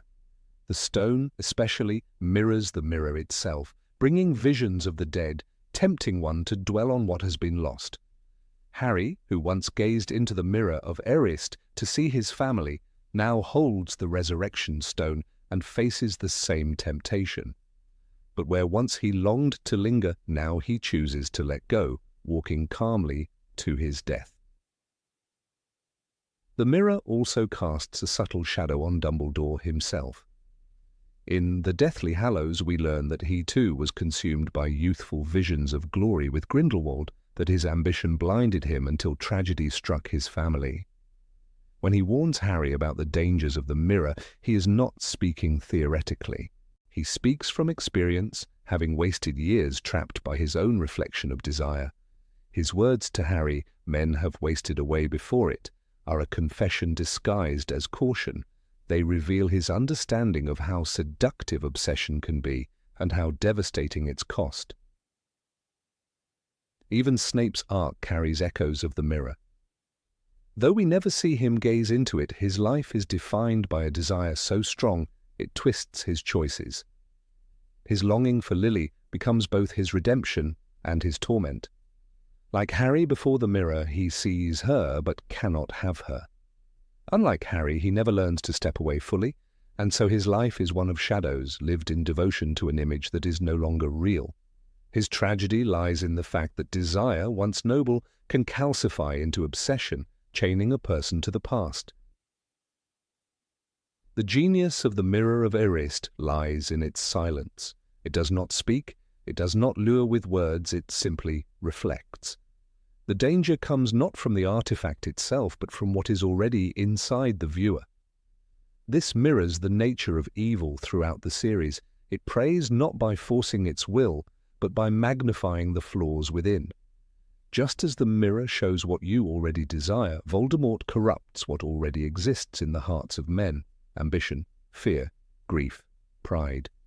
In this way, the mirror becomes an early, elegant metaphor for the battles every character must fight, not against external enemies, but against themselves. And so, the Mirror of Erised, encountered in the quiet corridors of a castle during Harry's first year, becomes one of the most important symbolic artifacts in the series.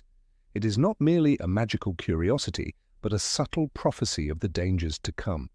It whispers of the fates of Riddle, of Grindelwald, of Dumbledore, of Snape, and even of Harry himself. It warns that to live is not to clutch at shadows of desire, but to accept reality with all its loss and imperfection. What is unseen on the first read becomes clear on the second. The mirror is not only a window to longing, but a map of ruin for those who cannot look away.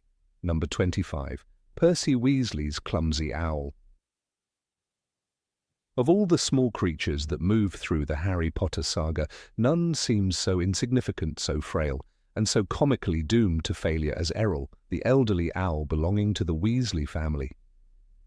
His entrances are almost always marked by a crash or a collapse, his body wrapped in bandages, his wings trembling with exhaustion. Readers often laugh at the ridiculous sight of a bird barely able to carry a letter across the countryside. Yet hidden in this comedic image lies something that speaks far more deeply than most people realize. Errol is not simply a joke scattered through the series. He is a fragile mirror of one of the most complicated characters in the Weasley clan, Percy. To see Errol stumble is to glimpse Percy's future, because the owl's feeble flights and repeated failures foreshadow the way Percy himself breaks down under pressure, loses his way, and becomes estranged from those who love him most. Consider the first description of Errol in Harry Potter and the Chamber of Secrets when the bird arrives at number 4, Privet Drive. Rowling writes, "A large, grey, bedraggled-looking owl came flying in through the open window and landed with a clunk on the table, knocking over the milk jug." The detail is humorous. a perfect slice of chaotic Weasley family life. But the image is telling.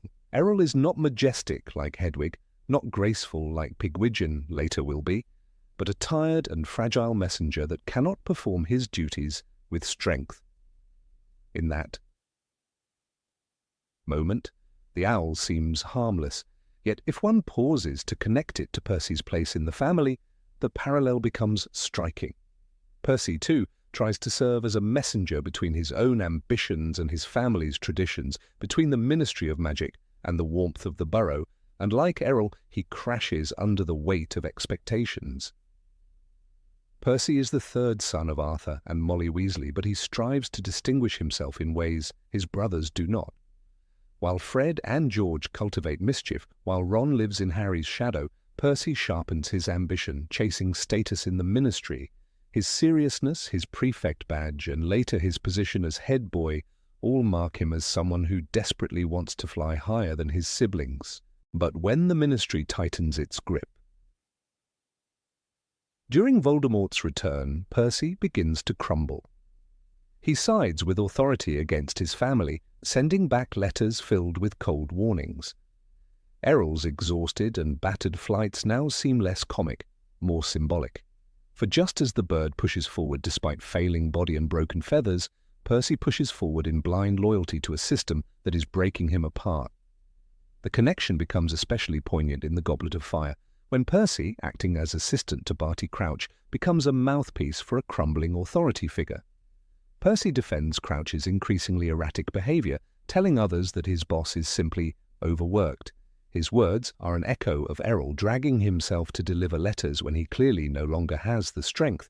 Percy does not recognize his own fragility, just as the owl does not recognize that he should rest. Both keep pushing forward and both stumble disastrously. The comedy of Errol's flight masks the tragedy of Percy's fall, yet the parallel cannot be ignored once one sees it. Even the way the owl interacts with the family reflects Percy's strained bonds. When Errol arrives at the Burrow, he often collapses on the kitchen table, and Molly Weasley immediately rushes to tend to him, scolding gently but still caring. She ties his wings, feeds him, and allows him to recover before sending him off again. This dynamic is eerily similar to how Molly reacts to Percy during his estrangement. Despite Percy's cruel rejection of the family and his harsh words, Molly still longs for his return, still keeps the door open, still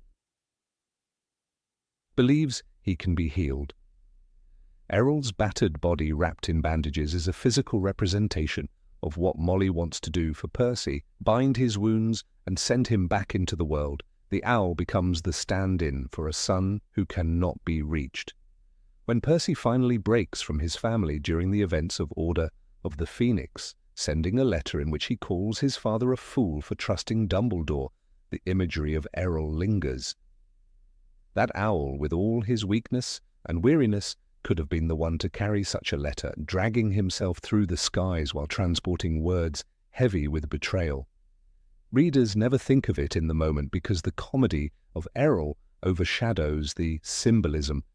But in hindsight, it is almost unbearable to imagine that fragile bird bearing the message of estrangement between a son and his parents. The symbolism is stark. A failing bird carrying the weight of a failing bond.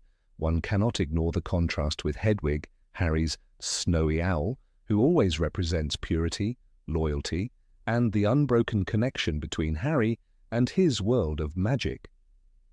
Hedwig flies with grace, never faltering until her tragic death, which marks the true end of Harry's childhood innocence. In this contrast, Errol's role becomes even more symbolic. If Hedwig is loyalty and constancy, Errol is fragility and broken connection. He embodies the cracks in the Weasley family, foreshadowing the rupture Percy will cause. Rowling's attention to detail here is deliberate, though hidden beneath layers of humour. The weight of Errol's symbolism also lies in the way he never gives up. Despite collapsing, despite the indignity of being bandaged like an old soldier after every mission, Errol rises again. Percy, too, eventually finds his way back. After years of estrangement, after choosing the ministry over his family, he returns in the heat of the Battle of Hogwarts, confessing his mistakes and standing by those he had abandoned. Errol's endless attempts at flight, no matter how disastrous, mirror this stubborn persistence. The owl and the boy are bound by their refusal to accept defeat, even if it comes at a cost of pain and humiliation. In The Prisoner of Azkaban, when Errol collides with the kitchen window while carrying Sirius Black's letter of consent for Harry's Hogsmeade visits, the scene is played for laughs. The owl tumbles, feathers scattered, as if mocking the seriousness of the letter. But again, hidden beneath the humour is a deeper pattern. That letter carried Sirius's permission, an act of guardianship for Harry. Percy's own story will hinge on guardianship as well, though in a broken way. He cannot guard his family against the Ministry, and he cannot guard himself against pride. Just as Errol's body cannot properly carry a message of protection, Percy's choices fail to protect those he loves. The brokenness of Errol also recalls Percy's isolation. Owls in Rowling's world are not only pets, but also bridges of communication. They carry words across distances, holding families and friends together. A strong owl like Hedwig strengthens bonds. A weak one like Errol threatens them. Percy's choice to cut himself off from his family mirrors this dynamic. He refuses the role of communicator, refuses to be a bridge, and instead becomes a barrier. Errol's constant crashes are a metaphor for Percy's failed attempts at connection, his letters that wound rather than heal. Perhaps the most painful alignment between Errol and Percy lies in the way both are viewed by others. To the Weasley children, Errol is a joke, a ridiculous relic who is mocked for his weakness. They laugh as he struggles, even though he still serves them. Similarly, Percy becomes the butt of jokes within his own family. His pompousness, his obsession with rules, his blind loyalty to the Ministry, these qualities make him easy to ridicule. Yet beneath both jokes lies something fragile, something tragic. Errol and Percy both want to serve, both want to belong, but their efforts are met with laughter until the truth of their suffering emerges too late. When Percy finally reconciles with his family in the Deathly Hallows, apologizing for his betrayal and fighting beside them, the shadow of Errol hovers over the moment.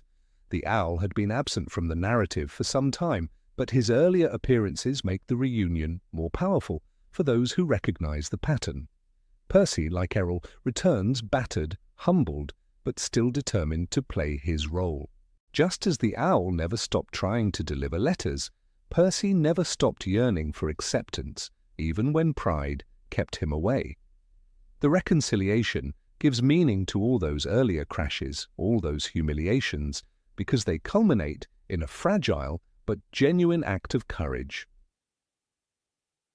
The owl's fragility even adds nuance to Percy's bravery at the end. When Percy fights alongside Fred and George during the Battle of Hogwarts, cracking jokes for the first time in years, he demonstrates resilience born of failure. Errol's resilience had always been comic, but Percy's resilience in that final hour transforms into something heroic. The owl's story and Percy's story intertwine in a subtle but profound way. Both teach us that weakness and failure are not the end, but part of the journey toward redemption.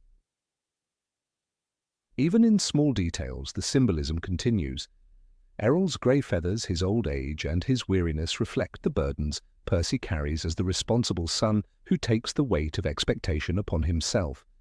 His constant need for bandages reflects Percy's emotional wounds, his need for healing that only family can provide. These details are never forced upon the reader, never highlighted, yet they resonate when one reflects on the arc of Percy's character. Rowling's world thrives on such quiet mirrors, details that whisper instead of shout. Thus, what seemed at first like a minor comedic background character becomes, on closer inspection, a subtle guide to understanding Percy's journey. Errol embodies fragility, stubborn persistence, and the struggle between loyalty and failure. He foreshadows the rupture of the Weasley family and the eventual reconciliation. To miss this connection is easy, for the humour masks the depth, but once seen, it cannot be unseen. Errol's tired wings carry not only letters, but also the hidden weight of Percy's fate, reminding us that even in comedy, Rowling was weaving threads of tragedy and redemption. Number 26, The Winged Key with a Broken Wing.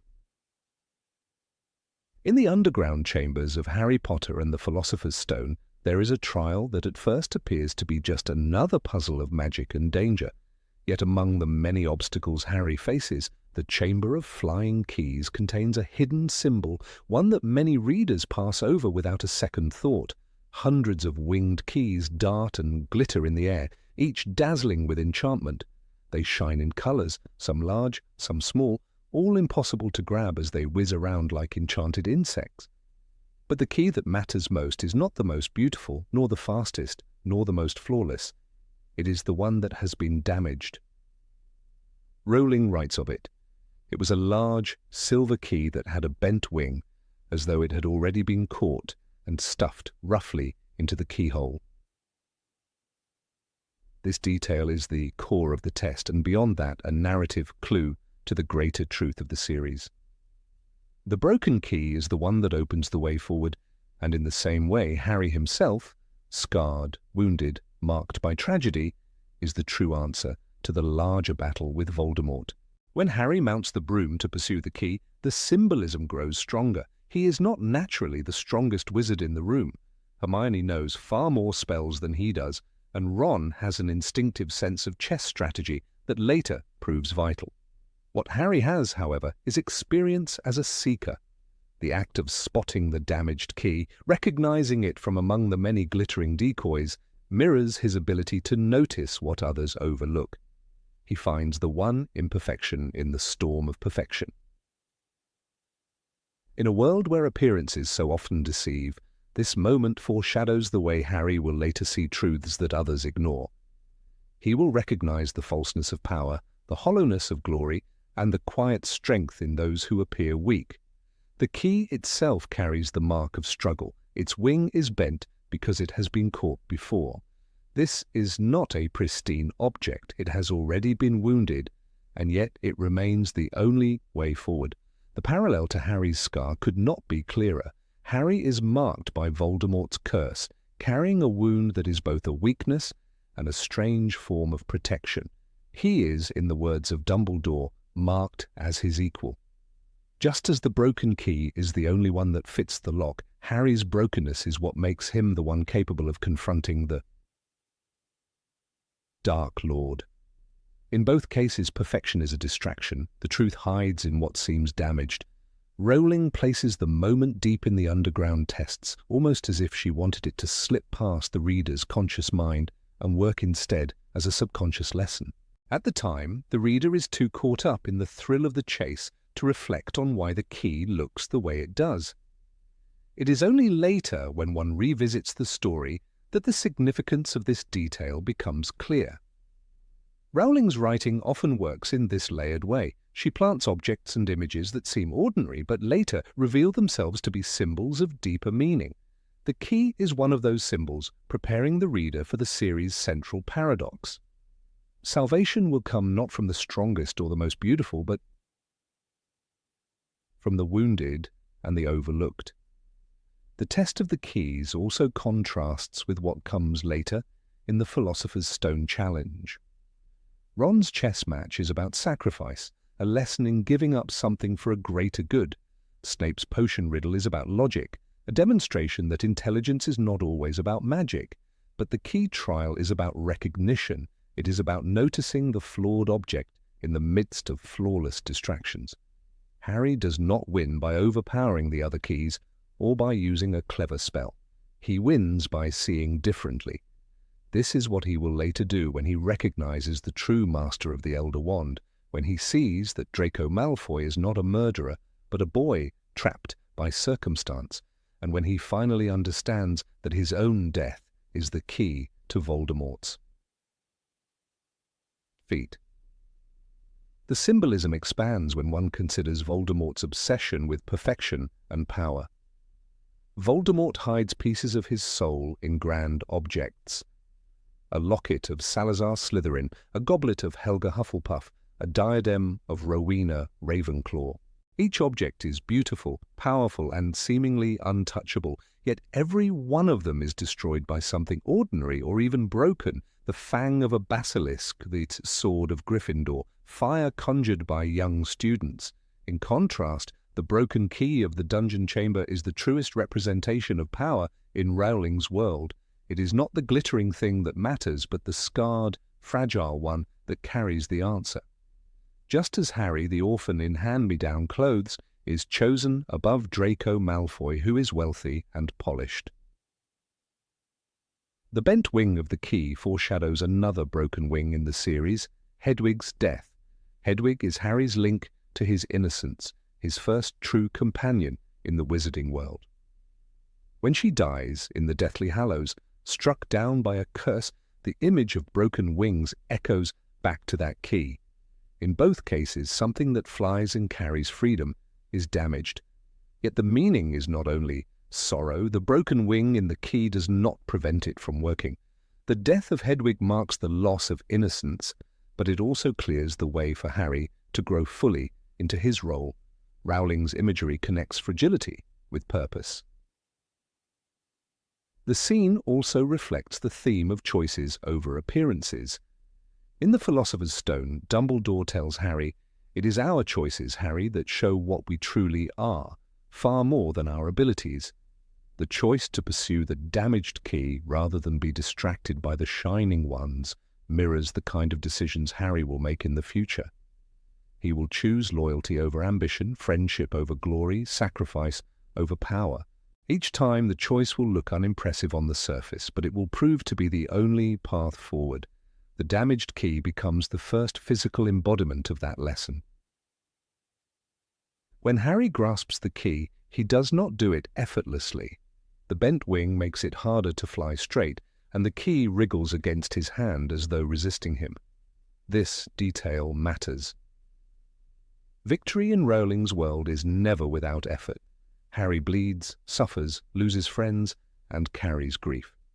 The very act of holding on to the broken key, despite its resistance, parallels his holding on to hope despite despair. Rowling describes his chase with the words, "He darted after it, weaving in and out of the others, his hand stretching, yes." The sense of triumph is earned not by overwhelming strength, but by persistence with something imperfect.